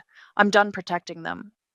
The trial date was set for 2 weeks later. We walked into that courtroom with everything, documents, testimony, the article, the letter. Brinley sat on the witness stand and told the truth, her voice shaking but clear. They didn't care about Noah, she said. They cared about control. Meredith sat stone-faced. Otis looked like he'd swallowed glass. Their lawyer tried to spin it, claimed concern, family duty, emotional instability on my part. I didn't flinch. I stood on the stand and said, they offered me $10,000 to disappear. I took it, not because I was giving up, but because I was getting ready. The judge didn't even need a recess. Custody, denied. Counterclaims, pending. Reputation, shattered. Outside the courthouse, cameras flashed. Reporters shouted questions. I didn't answer any. I just held Noah's hand and walked straight to the car. Inside, he looked up at me. Did we win? I smiled. We did. Calvin reached over and squeezed my hand. And for the first time in a long time, I felt like the storm had passed. But I knew better. This wasn't the end. It was just the cost of telling the truth. The courthouse lobby was buzzing when we stepped outside. Reporters, flashing cameras, people murmuring like they'd just witnessed a public execution. In a way, they had. Meredith stood by the marble column, arms crossed, lips tight. Otis was already halfway to the car, face red and jaw clenched like he was chewing rocks. I didn't stop walking, neither did Calvin, but Meredith did. Stella, she called, sharp and cold, like a slap across the face. I turned. Yes? This isn't over, I smiled. You've said that before. She stepped closer, lowering her voice. You think you've won because of a few signatures? A court ruling? You think that matters? Calvin stepped between us. Back off. Meredith ignored him. You forged a family. You think that makes you one of us? I don't want to be one of you, I said. I'm raising Noah to be better than that. Her eyes narrowed. You're nothing. A waitress with a sob story. And yet, I said, pulling the folded paper from my coat pocket, this nothing just beat you in court. She snatched the paper from my hand and unfolded it. It was the final custody ruling, stamped, signed, sealed. You think this is the end? She hissed. No, I said. I think this is the part where you finally realize you lost. Otis appeared beside her, grabbing her arm. Let's go. She didn't move for a second. Then she crumpled the paper in her fist and turned away. We watched them walk off, Calvin's arm sliding around my waist. I looked up at him. She's going to come back harder. She can try, he said. We're not hiding anymore. Back at the house, Maya was waiting on the porch with a bottle of champagne and 2 plastic cups. Don't judge, she said. It's all I had in the car. I laughed. You're ridiculous. She handed me a cup. To freedom. We clinked and drank. Noah was inside with Tyler, building a Lego city on the living room floor. I still can't believe Brinley showed up, Maya said, settling beside me on the steps. She had receipts. She was done being their puppet. She's braver than I thought. I nodded. She saw what they were willing to do, to their own blood. Maya leaned back on her elbows. You know what the best part is? What? They don't even know how much worse it's about to get. I raised an eyebrow. What did you do? She grinned. I may have forwarded the court documents to a few journalists, and the photos, and the emails from Brinley. I stared at her. You're a menace. Thank you. The next morning, the media storm hit like a tidal wave. Douglas family legacy crumbles after custody. Battle exposes lies, bribes, and hidden affairs. The headline was everywhere. Local news, online blogs, even a segment on the morning talk show. The article included screenshots of the original check Meredith gave me, excerpts from Liam's letter, and the court's ruling. But the real bombshell? Elise. She came forward. Her interview aired 3 days later. She sat in a soft-lit studio, hands folded in her lap, voice shaking as she described her relationship with Liam and how Meredith offered her $50,000 to leave town and never speak about the baby she'd lost just weeks after Liam's death. I watched the interview with my hand over my mouth. They painted him as a saint, Elise said, eyes glassy. But he was scared. He wanted out. He told me he didn't trust his parents. He said they'd do anything to protect their name. The host leaned in. Do you believe his death was an accident? Elise paused. I don't know, but I know he was planning to leave them, and now he's gone. The next day, Calvin got a call from a private investigator friend of Tyler's. You're going to want to sit down for this, the guy said. He brought over a file, photos, phone records, credit card charges from the week of Liam's death. There's a pattern, the investigator said, laying out the timeline. Liam had a meeting scheduled with a lawyer. He never showed, but someone used his card an hour later at a gas station 20 miles away. Who? Calvin asked. Footage is grainy, but it's a man, not Liam. And the car? Registered to one of Otis's shell companies. I felt the air leave my lungs. You think they had something to do with it? I asked. I can't say for sure, the investigator said. But it doesn't look clean. I looked at Calvin. His hands were clenched, his face unreadable. They killed him, he said quietly.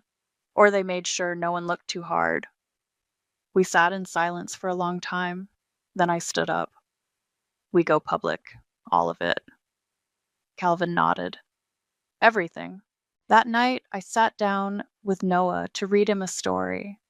He curled up beside me, thumb in his mouth, the way he always did when he was tired. Mommy? He asked. Yeah, baby? Are the bad people gone now? I looked at him, at his wide eyes and soft curls. They're not gone, I said. But they can't hurt us anymore. He nodded. Okay. I kissed his forehead and turned out the light. Downstairs, I poured a glass of wine and stepped onto the porch. Calvin joined me, wrapping his arm around my shoulder. They thought they could scare you off, he said. They thought wrong. He clinked his glass against mine. To the end? I shook my head. To the beginning. The courthouse was quieter this time. No cameras, no crowd, just the sound of heels on tile and the occasional squeak of a rolling briefcase. This wasn't about custody anymore. This was civil court, defamation, emotional damages, and the slow public unraveling of Meredith and Otis's carefully curated empire. Calvin and I sat at the plaintiff's table, hands clasped under the table. Across the aisle, Meredith sat stiff as a statue, dressed in a muted gray suit that probably cost more than our car. Otis looked worse, pale, sweating like the walls were closing in. Our lawyer stood. Your Honor, we submit evidence that the defendants knowingly and maliciously manipulated custody proceedings, misrepresented the status of the child's guardianship to the public, and engaged in a pattern of harassment against our clients. The judge nodded. Proceed. The first witness was Maya. She stepped up in her blazer, hair pulled back, holding a manila folder like it was a sword. I was there when Stella received the check, she said. I watched her cry for 2 hours before she packed a bag and left, not because she was giving up, but because she was scared, and they made her that way. Meredith's lawyer objected. Speculation. Overruled, the judge said. Continue. Maya opened the folder. Here's a copy of the check. Here's the email Meredith sent after Stella left, referring to her as the girl who took the money and ran. Here's the private investigator's report, tracking Stella across state lines. I glanced at Meredith. Her jaw twitched, but she said nothing. Next came Brinley. She looked nervous, but she stood tall. My parents forced Calvin out of the family, she said. They told him he was a disgrace. They threatened to ruin his life if he didn't cut ties. They did the same to Liam when they found out he was rewriting his will. The courtroom murmured. You're saying your brother was changing his will before his death? The judge asked. Yes, Brinley said. He told me. He wanted everything to go to Stella and Noah. He said he was done pretending. And what happened after he died? My parents paid Liam's mistress to disappear. They told me she was a threat to the family's image. Do you have evidence of this? Yes. She held up a flash drive. Emails, bank transfers, all of it. Otis stood suddenly. That's enough. The judge banged the gavel. Sit down, sir. He didn't move. She's lying. She's bitter. She's always been weak. Brinley flinched. I stood. She's stronger than you'll ever be. The judge pointed at Otis. One more outburst, and I'll have you removed. He sat down, face flushed and shaking. The next hour was a blur of documents, testimony, and cross-examinations. Calvin spoke about the letter from Liam, about the night we got the anonymous email, about the fear of being followed, the cameras we installed, the dead rose on our porch. Then I took the stand. I looked directly at Meredith. You tried to erase me, I said. You treated my son like a trophy. You used his face to raise money, to gain sympathy, to polish your image. You told me I was nothing. And maybe I was, back then. But I'm not anymore. Her lawyer tried to object. The judge waved him off. I built a life, I said, with no help from you. I protected my son when you tried to take him. I married a man who loves him like he's always been his. And now I'm standing here, not because I want revenge, but because I want peace. And you made that impossible. I stepped down. The judge called a recess. Outside, in the hallway, Brinley sat beside me. You okay? She asked. I think so. She looked down at her hands. They're going to hate me. They already did, I said. Now they just can't hide it. The ruling came the next morning. The judge awarded us damages for emotional distress, legal fees, and slander. But more than that, he issued a formal statement condemning the Douglas family for abuse of power, manipulation of legal processes, and a pattern of psychological coercion. It was on the front page by noon. Douglas dynasty falls. Judge condemns abuse of power in custody scandal. Calvin and I sat on the porch that night, watching Noah chase fireflies in the yard. You think they'll ever come back from this? He asked. No, I said. Not really. He nodded. Good. Noah ran up, holding a glowing jar. Look, I caught 5. I smiled. That's amazing, baby. He held it up to Calvin. You want to let them go with me? Absolutely, Calvin said, standing. I watched them walk to the edge of the yard, open the lid, and lift the jar. The tiny lights floated up and away, blinking like stars. And for the first time in a long time, I didn't feel like I was fighting. I felt like I'd won. The letter had been sitting in the bottom of Liam's old coat pocket for years. I found it while packing up the last of the boxes from the storage unit, the one I hadn't touched since the night we left. I almost didn't open it. I thought I'd read everything he ever wrote. But this one was different. The envelope was sealed and yellowed at the edges, addressed to me in handwriting that looked rushed. I sat on the floor, legs crossed, and peeled it open. Stella. If you're reading this, I didn't get to say what I needed to. I don't know how much time I have left, but I know I've messed up. I've let them control too much, and I've hurt you because of it.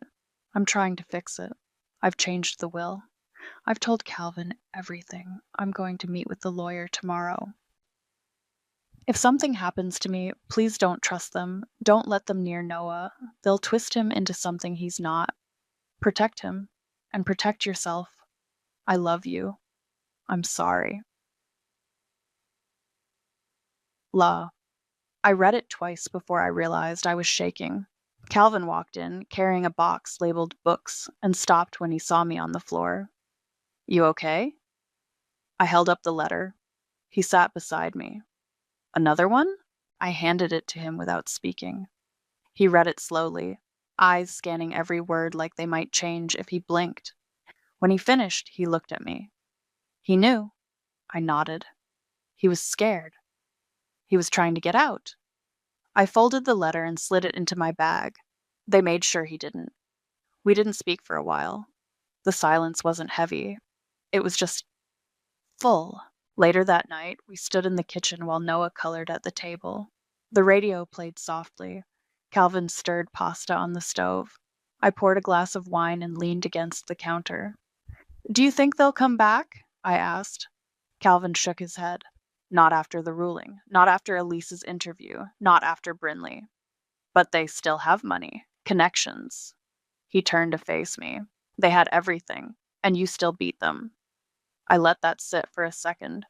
I'm not sure I'm the same person I was, I said. You're not, he said. You're stronger. I looked over at Noah. He was humming to himself, drawing a dragon with a crown. He doesn't even remember them, I said quietly. Calvin came over and put his arms around me. Good. We ate dinner at the table, all three of us. Noah told us about a kid at school who tried to eat a crayon. Calvin pretended to be horrified. I laughed so hard I nearly choked. After Noah went to bed, I sat on the porch with a blanket around my shoulders. Calvin joined me, handing me a mug of tea. Remember when we used to be afraid of them? I asked. He nodded. I remember hating behind curtains when the doorbell rang. I remember thinking I'd never get my son back. He looked at me. You didn't just get him back. You gave him a life. I sipped the tea. What now? He smiled. We live. The next morning, I took the letter to our lawyer. He read it carefully, then looked up at me. It's not a smoking gun, he said, but it's something. Could it be enough to open an investigation? He nodded slowly. If we pair it with the credit card records, the gas station footage, Elise's statement, maybe. Do it, I said. He closed the folder. You're sure? Yes. I walked out of the office and into the sunlight. I didn't feel angry.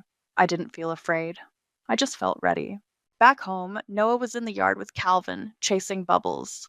I stood there for a second, watching them. Calvin caught Noah mid-run and spun him around, both of them laughing so loud it echoed. I walked over and joined them. Noah reached for my hand. Mommy, we're trying to pop all the bubbles before they hit the ground. I grinned. That sounds like a mission. It is, he said seriously. A very important one. We spent the next hour running through the yard, popping every last bubble. When the sun started to set, we lay in the grass, all three of us staring at the sky. You know what I think? Noah said. What? Calvin asked. I think we're the best family ever. I looked at Calvin. He looked at me. Yeah, buddy, I said. I think you're right. Sometimes karma takes its time. Sometimes it waits, watches, lets people dig their own graves with silk gloves on. And sometimes, if you're lucky, karma hands you the shovel. They thought karma didn't recognize their address. Turns out, sometimes karma lets you deliver the package yourself. The call came at 2 a.m. on a Tuesday. I was still at my desk, spreadsheets burning my retinas, when Mom's ringtone shattered the silence. My stomach dropped. She never calls this late. Harper, baby, I'm so sorry to wake you. Her voice trembled. I heard Dad in the background, his usual stoic tone cracking with what sounded like, was he crying? What's wrong? I sat up straighter, fully awake now. The furnace, it's completely dead. And the roof, oh God, Harper, it's been leaking for months. We tried to handle it ourselves, but... She broke into sobs. We're drowning. The bank. They're talking foreclosure. I'm Harper, by the way. 29, financial analyst, and apparently the family's perpetual safety net. The responsible one. The strong one. The one who's been working 60-hour weeks for 3 years to save for her own house, but who's about to do something monumentally stupid. How much? I asked, already pulling up my banking app. Dad came on the line. Princess, we can't ask you. How much, Dad? The silence stretched. Finally, 27,000. My entire house fund. Every extra shift, every skipped vacation, every brown bag lunch. I stared at my laptop screen, at the bookmark labeled Dream House Listings. The contractor needs half up front, Mom added quickly. We've tried everything else. Your father's been picking up extra shifts at the warehouse, but his back. I'm transferring it now, I said, fingers moving automatically. Text me the account number. More crying, more gratitude. Dad's voice thick with emotion. You're an angel, sweetheart. We'll pay you back every penny, I swear. I ended the call and sat in my dark apartment, watching the confirmation screen blink. $27,000. Gone. But they're my parents, right? What else could I do?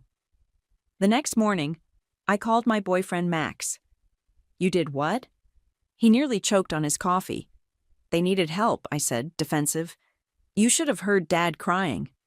Babe, that was your house fund. We were going to look at that craftsman next weekend. I know. I pressed my forehead against the cool kitchen counter. But they're about to lose everything. Mom said they've been sleeping in the basement because the upstairs is so cold. Max was quiet for a moment. Okay, but promise me you'll get everything in writing.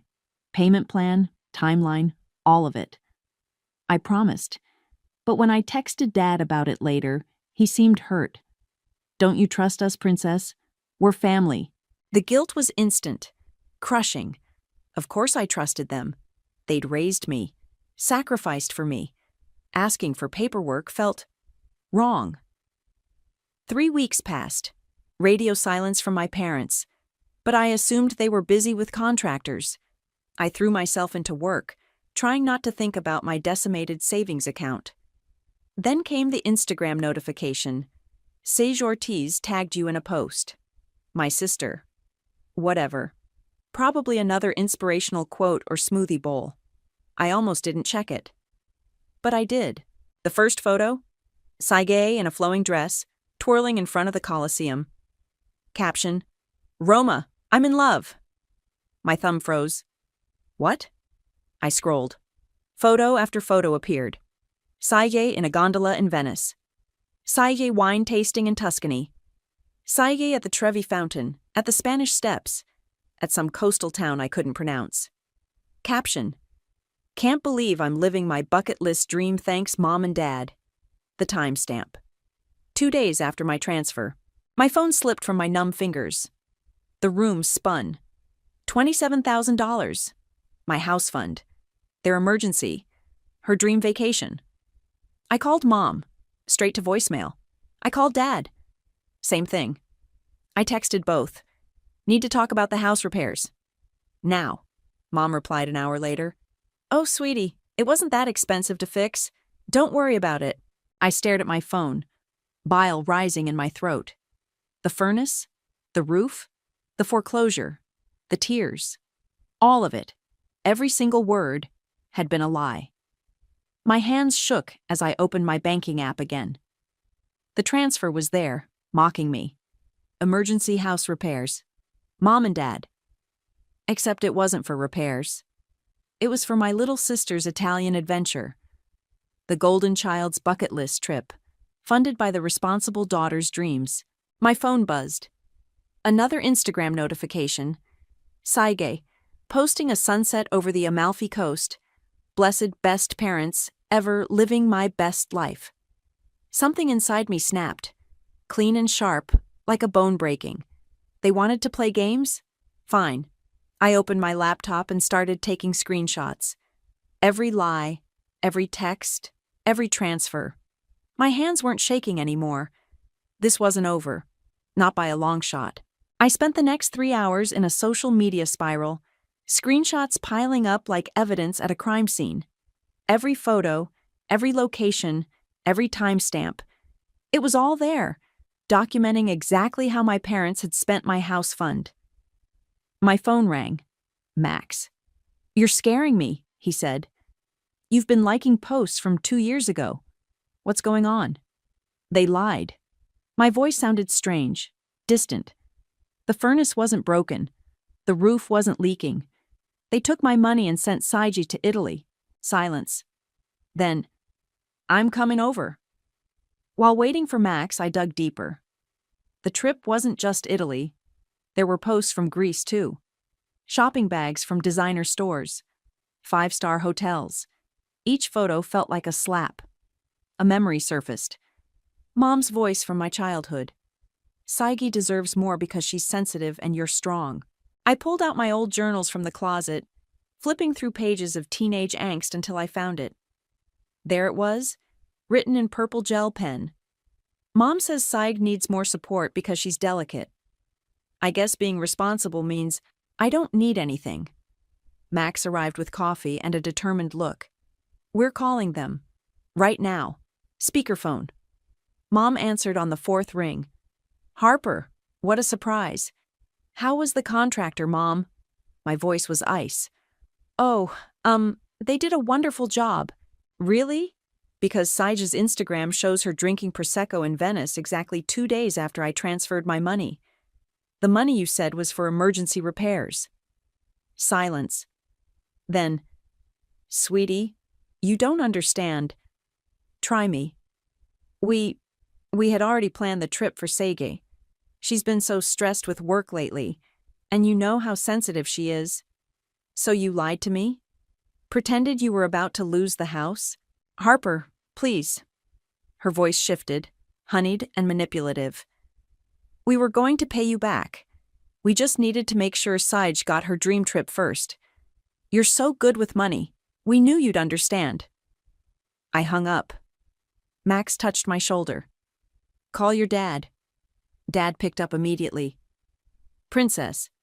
"Don't." My voice cracked. "Don't you dare call me that." "We just wanted to surprise Sage," he said, as if that explained everything. "You don't understand how much pressure she's been under." "And what about my pressure?" The words exploded out. "Working overtime, skipping vacations, eating ramen to save money. Did you think about that when you were booking 5-star hotels? That's different. You're stronger than—" "If you say I'm stronger than Saij, I swear to God." "We're going to pay you back," he interrupted. "Every penny.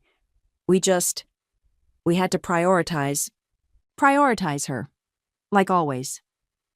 I laughed, a harsh sound. "You know what's funny? I actually believed you were crying that night.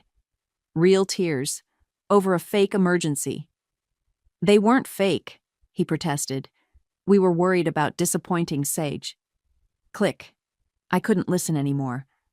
My phone started buzzing with texts. "Mom, please understand. We love you both equally." Dad, "Princess, call me back.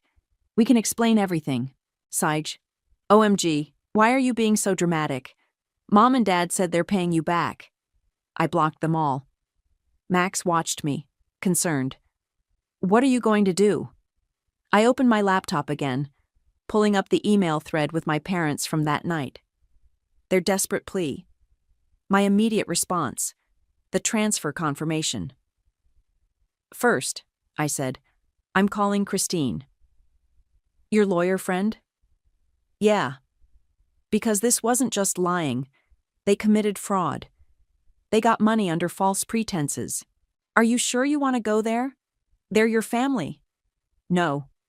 I turned to him, something cold and certain settling in my chest. Family doesn't do this. Family doesn't manipulate and steal and gaslight. This ends now. My phone buzzed again. A new Instagram post from Saij. "Some people are just jealous of others' happiness." Blessed Akust Sak unbothered. I took a screenshot. More evidence. They thought I'd just accept this, I said, my voice steady now. They thought I'd be the good daughter and swallow it like every other time. But they forgot something. What's that? I opened my email and started composing a message to Christine. I work in finance. I document everything. And I'm done being the family ATM. Max squeezed my shoulder. What do you need? Witnesses, records, and a really good lawyer. I hit send on the email. They wanted to play favorites? Fine. Let's see how they like it when their strong daughter stops being so understanding. The reply from Christine came almost immediately. Come to my office first thing tomorrow. Bring everything. Game on. Christine's office smelled like leather and expensive coffee. She sat across from me, scanning through the screenshots I'd collected, her expression growing darker with each swipe. Let me get this straight, she said, setting down her tablet. They called you at 2 a.m. crying about imminent foreclosure and emergency repairs? Yes. But there were no repairs. None. She leaned back. And 2 days after you transferred the money, your sister was posting from Italy? Venice, specifically. I pulled up the timestamp. First-class tickets, according to her Instagram story. Christine started taking notes. Did they sign anything? Any acknowledgement of the loan? Dad texted me an IOU the next day. I showed her the message. We'll pay back every penny, princess. Promise. Good. That's something. She tapped her pen against the desk. But there's something else bothering me. Pull up your banking records from the past few years. I logged into my account while she called her assistant. Sarah, get me everything you can find on home equity lines for Parker and Desiree's address. 20 minutes later, Christine's face went rigid. Harper, look at this. She slid a document across the desk. A home equity line of credit application from 3 years ago. My signature was at the bottom. I never signed this, I said, staring at the familiar loops and curves. I would remember. Think carefully, Christine interrupted. Did they ever have you sign anything? Maybe a stack of papers? Insurance documents? The memory hit like a punch to the gut. Mom said, she said it was to add me to their life insurance. My hands started shaking. I was 26. They brought the papers to my apartment, said it was just routine. Christine's jaw tightened. They forged your signature on some documents and had you unknowingly sign others. You're listed as a co-signer on a $150,000 home equity line. The room spun. What? They've been using it like a credit card. The balance is currently at $127,000. I barely made it to the trash can before throwing up. When I could breathe again, Christine handed me water. This changes everything, she said. This isn't just about the $27,000 anymore.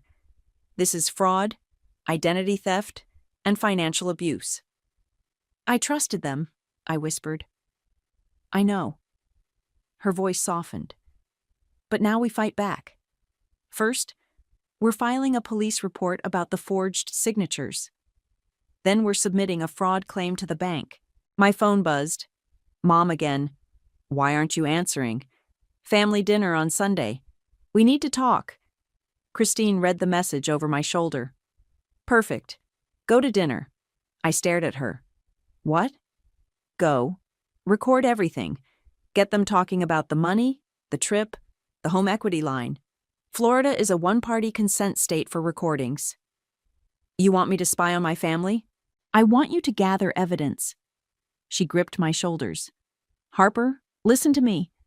They've been playing you for years, using your love and guilt against you. It's time to stop being their victim and start being their worst nightmare. My phone buzzed again. Dad, your mother's crying. Is this what you want? Something hardened in my chest. Okay, what's the plan?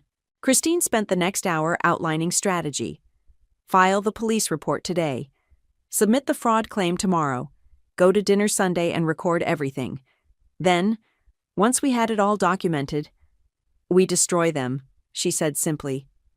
legally, financially, and socially. Saige posted another photo, I said, checking my phone. Some boutique hotel in Positano. Caption says, "Making memories with mom and dad's blessing." Screenshot it. Every post is evidence of how they spent your money. I looked at the growing file of documents, texts, and photos. They really thought I wouldn't fight back. That's their mistake. Christine started typing an email. "I'm requesting an emergency hearing about the home equity line. We need to get your name off that loan before they can do more damage." They'll lose the house, I realized. They should have thought of that before they committed fraud. She paused. "Are you having second thoughts?" I thought about my empty savings account, about years of being the strong one while Sage got everything, about my signature on a loan I never knew existed. "No," I said. "No more second thoughts." "Good." Christine handed me a small recording device. Because Sunday dinner is going to be very interesting. I slipped the recorder into my purse, a strange calm settling over me. What do I say to them? Nothing about the legal proceedings. Just let them talk. People reveal a lot when they think they're in control. As I left her office, my phone lit up with a new Instagram notification. Sage, on a yacht. Last day in paradise. So blessed to have parents who make dreams come true. I saved the post, added it to the evidence file, and smiled. Let them think they've won. Sunday was coming, and with it, the beginning of their nightmare. Sunday arrived with the weight of a funeral. I parked outside my parents' house, the recorder already running in my purse. Through the window, I could see Saiji showing off photos on her phone. Mom and Dad crowded around her like proud peacocks. Max squeezed my hand. "You don't have to do this." "Yes, I do." I touched the recorder. For every Christmas, I got practical gifts while Saige got designer bags. For every school trip I couldn't afford while she went to cheer camp. The front door opened before we reached it. "Harper!" Mom rushed forward, arms wide. "We've missed you." I let her hug me, feeling nothing. Behind her, Saiji barely looked up from her phone. "Finally decided to stop being dramatic?" she asked, scrolling through photos. Dad emerged from the kitchen. "Princess, come see the new—" "Don't call me that," I said quietly. The room froze. Mom recovered first. "Dinner's almost ready. I made your favorite lasagna." "Saigi's favorite," I corrected. "Mine is chicken parmesan." Another awkward pause.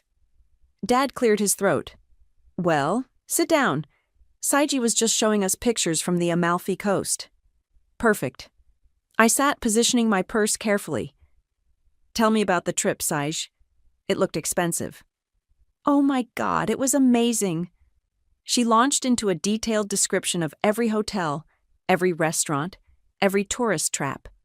The gondola ride alone was like 300 euros. "Wow." I kept my voice neutral. "That's quite a budget. How did you afford it?" Mom's fork clattered against her plate. "Harper." "No, I'm genuinely curious." I smiled. "I mean, you told me you were facing foreclosure, that the furnace was dead. Remember, Mom? You were crying?" Saige looked up. "What? They didn't tell you?" I turned to her. "They called me at 2 a.m. begging for money to save the house. I gave them my entire house fund. $27,000. I checked my phone.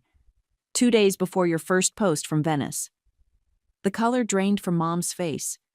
"We were going to explain." "When?" I cut in. "Before or after Saij posted about her dream vacation?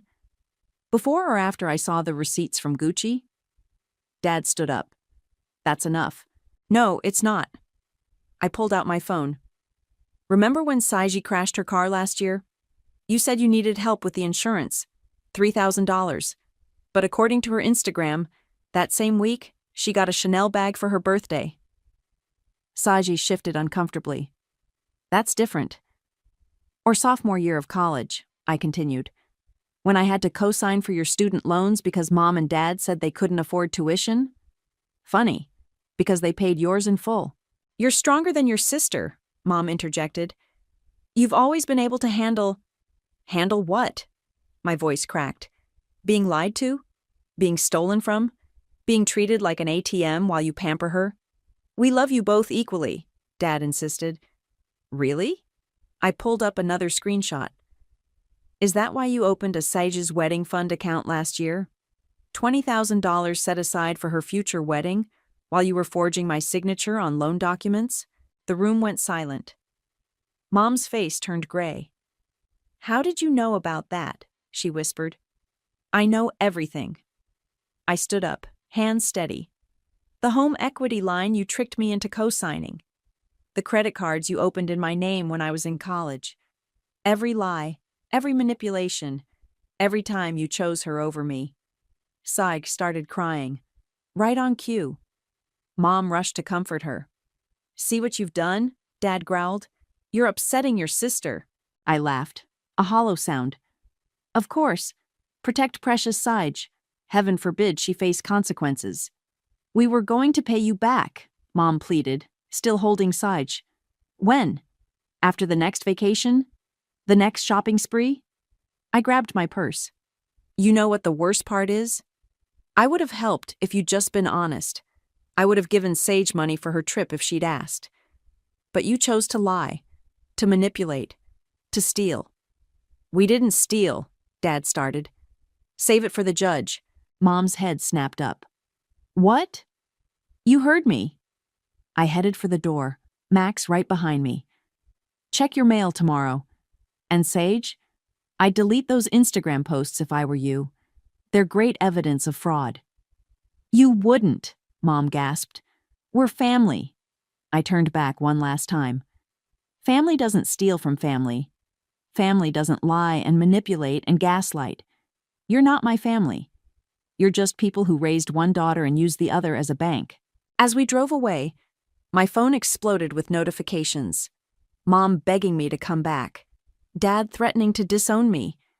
Saga calling me jealous and cruel. I turned off my phone and touched the recorder in my purse. Did we get enough? Max nodded grimly. More than enough. Good. I watched my childhood home disappear in the rearview mirror. Because tomorrow, the real fun begins. Christine's office was buzzing with activity when I arrived Monday morning. 3 paralegals huddled around a computer, transcribing my dinner recording. Christine sat at her desk, phone pressed to her ear, nodding grimly. Yes, Your Honor, the evidence of fraud is substantial. She gestured for me to sit. We're requesting an emergency hearing. Yes, I understand. Thank you. She hung up and turned to me. The judge is seeing us tomorrow morning, but that's not why I called you in. She slid a folder across her desk. Look what we found. Inside were bank statements, loan applications, and property records going back 15 years. My hands started shaking as I read. They've been doing this for years, Christine said quietly. That college fund your grandmother left you? They drained it when you were 17. The money was transferred directly to Saiga's car dealership. The room tilted. What? There's more. Remember that summer job you had at 16? The checks were deposited into an account with your name on it. But look at the withdrawal patterns. I stared at the statements. Weekly withdrawals. Always the same amount. Always transferred to Saiga's dance studio. They used my paychecks to pay for her ballet lessons? Christine nodded. And that's just what we've found so far. We're still digging. My phone buzzed. A text from an unknown number. Harper, it's Spencer, your cousin. We need to talk. I know things about your parents. I showed Christine the message. Call him, she said immediately. On speaker. Spencer answered on the first ring. Thank God you called. I've been carrying this guilt for years. What guilt? About your college fund. The real one, not the fake story they told you. My heart stopped. What do you mean?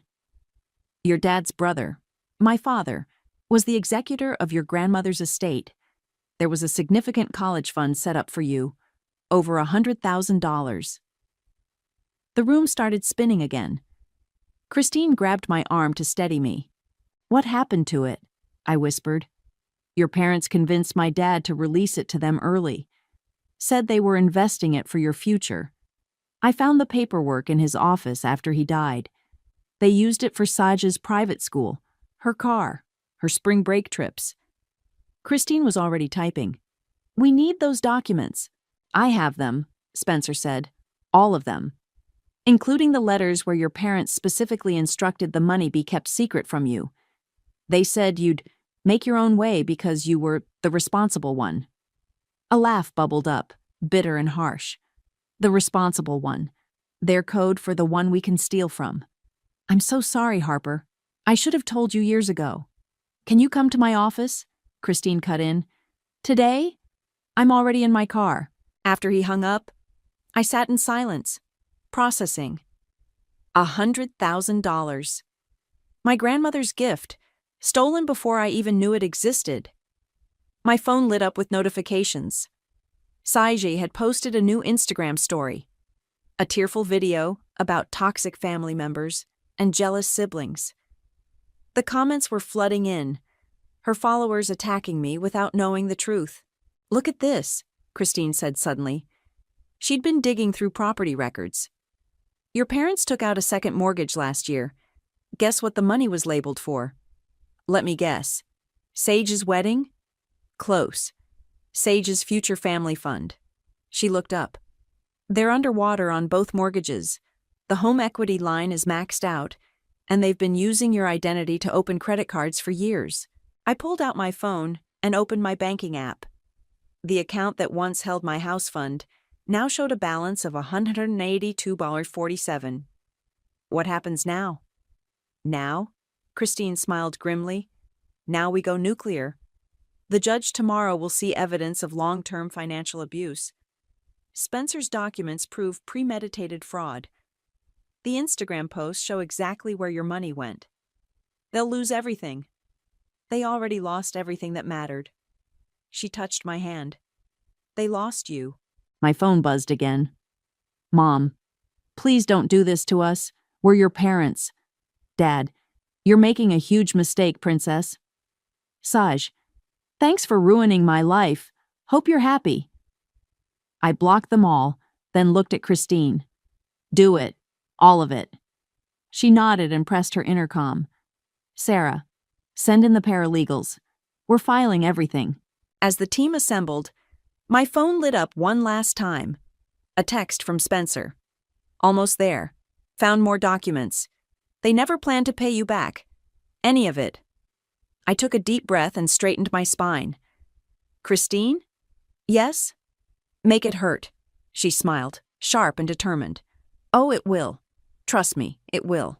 Spencer arrived with a weathered cardboard box that smelled like old paper and betrayal.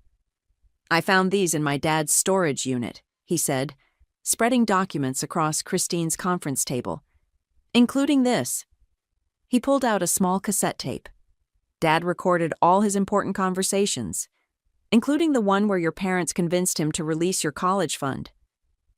Christine's eyes lit up. Is it dated? December 12th, 15 years ago.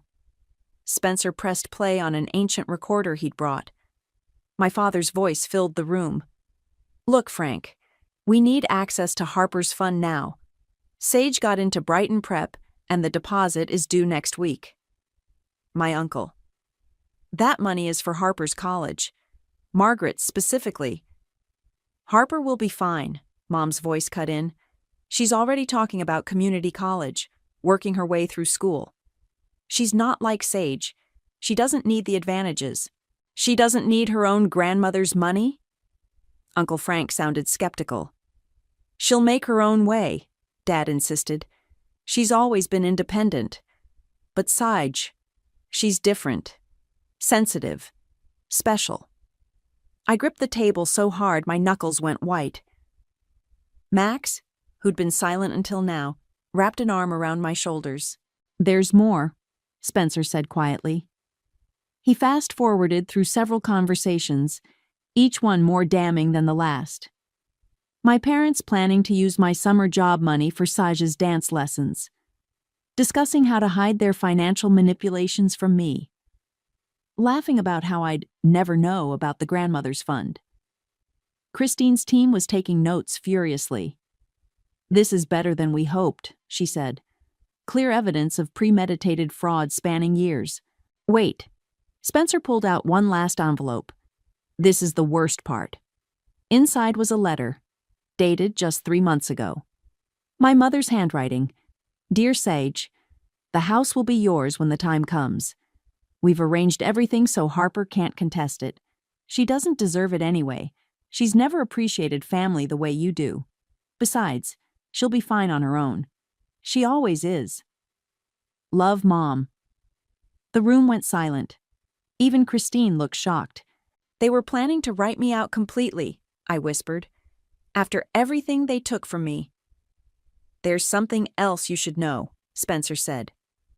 "Last Thanksgiving, I overheard them talking about your house fund.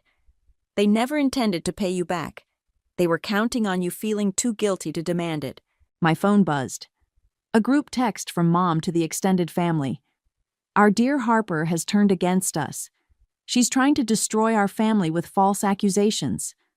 Please pray for her troubled soul." The responses poured in. Aunts and uncles taking sides, cousins choosing teams. My parents' carefully crafted narrative spreading like poison. That's it. I stood up, something cold and certain settling in my chest. I'm done being quiet.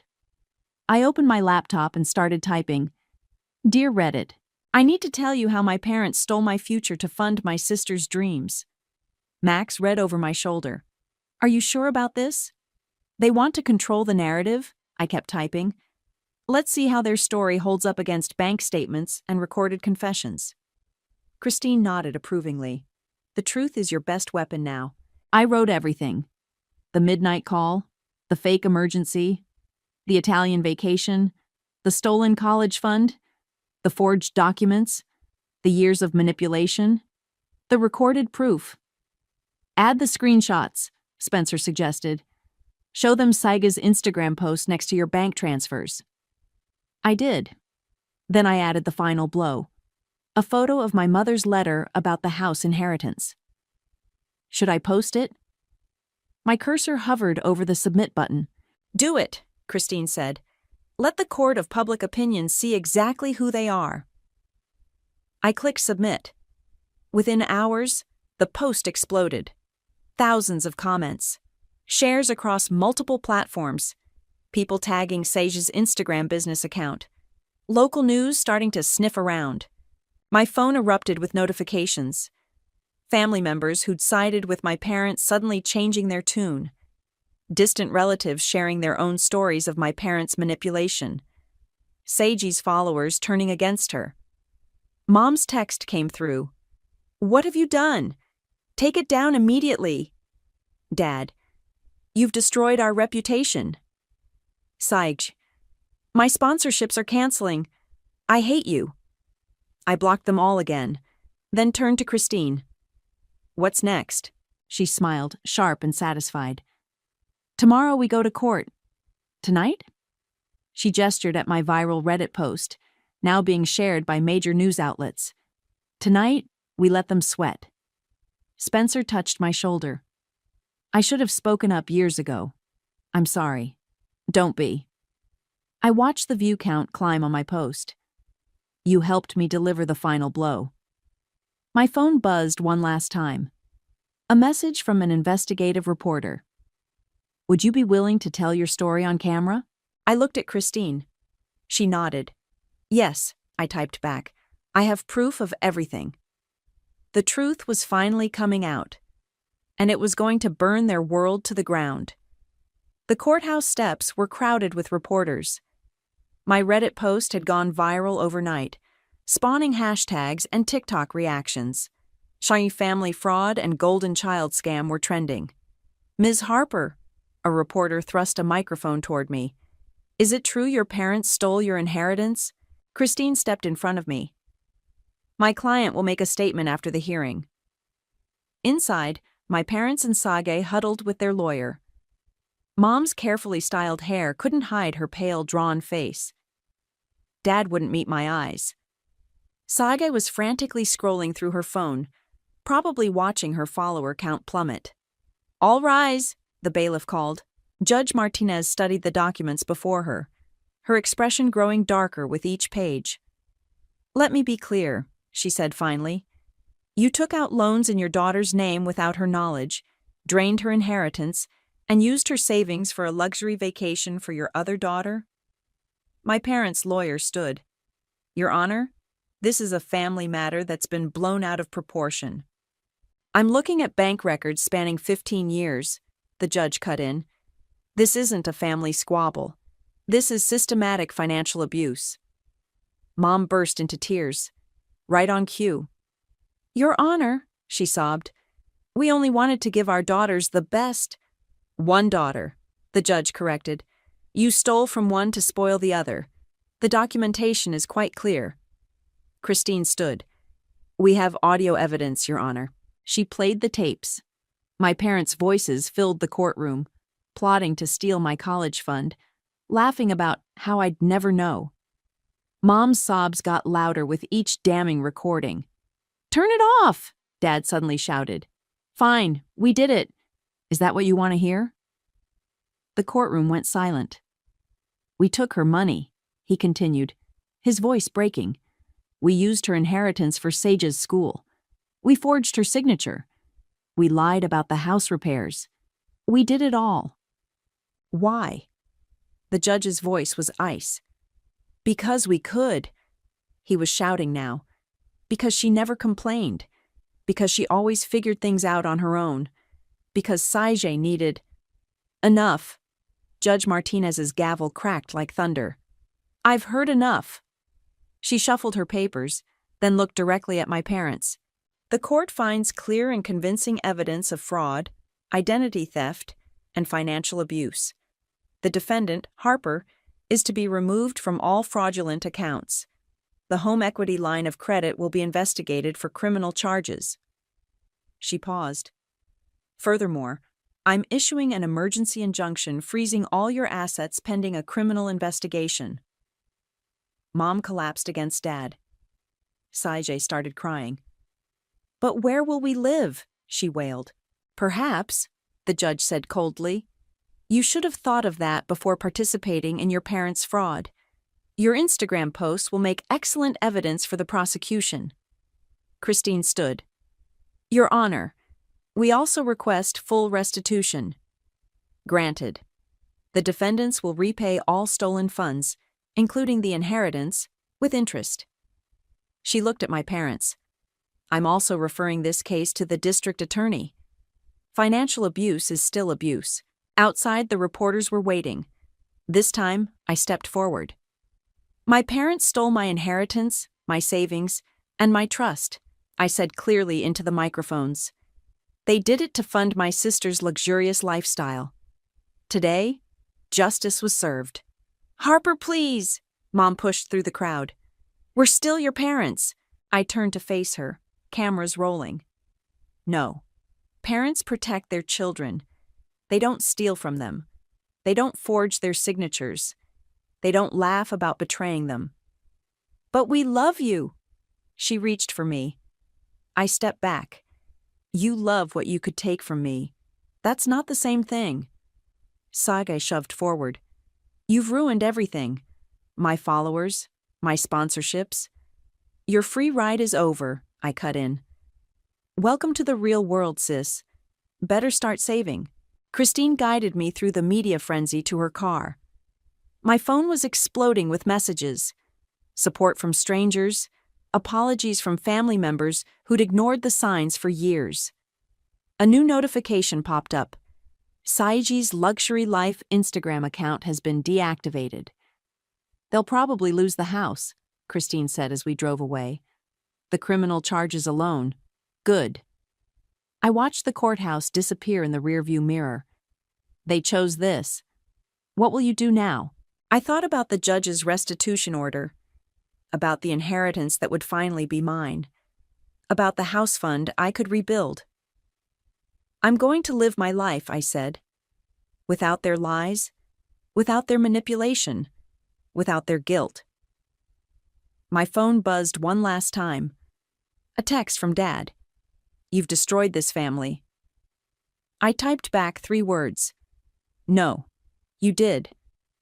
Then I blocked his number, turned off my phone, and watched the sun set on the day justice finally won.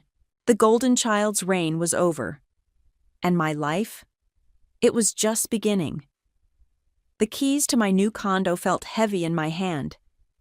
Not a mansion, not even a house, just a modest 2-bedroom with good bones and potential. But it was mine, bought with the restitution money and free from any family strings. Last box, Max said, setting it down in the kitchen. Ready to celebrate?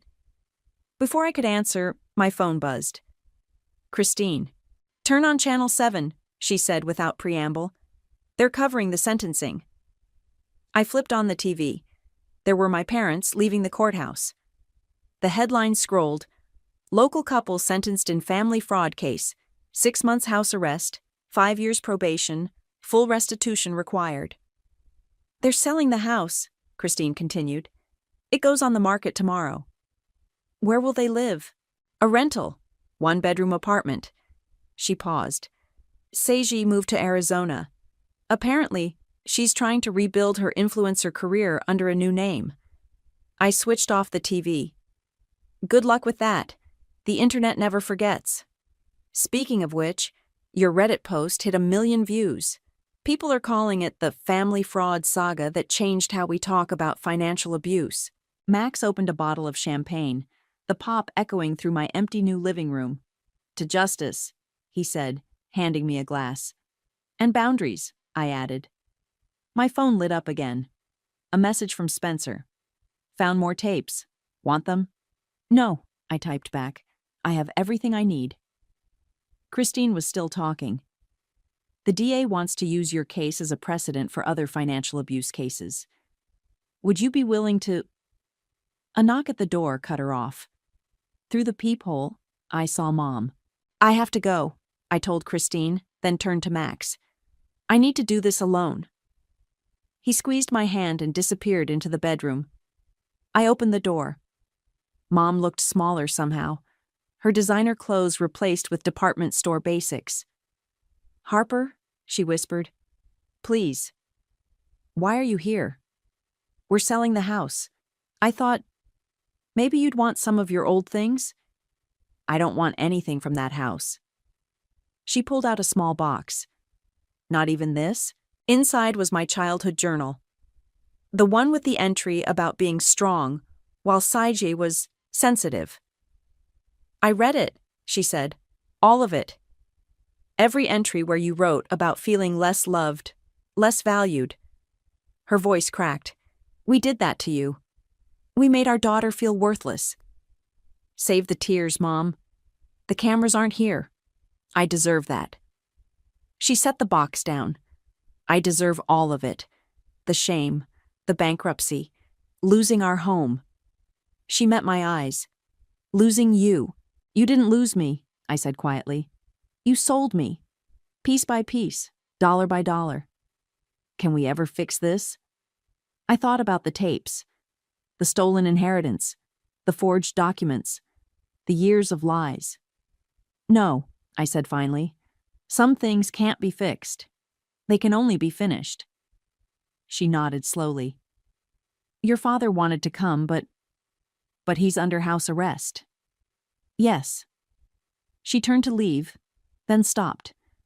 "Saige asked about you. Let me guess.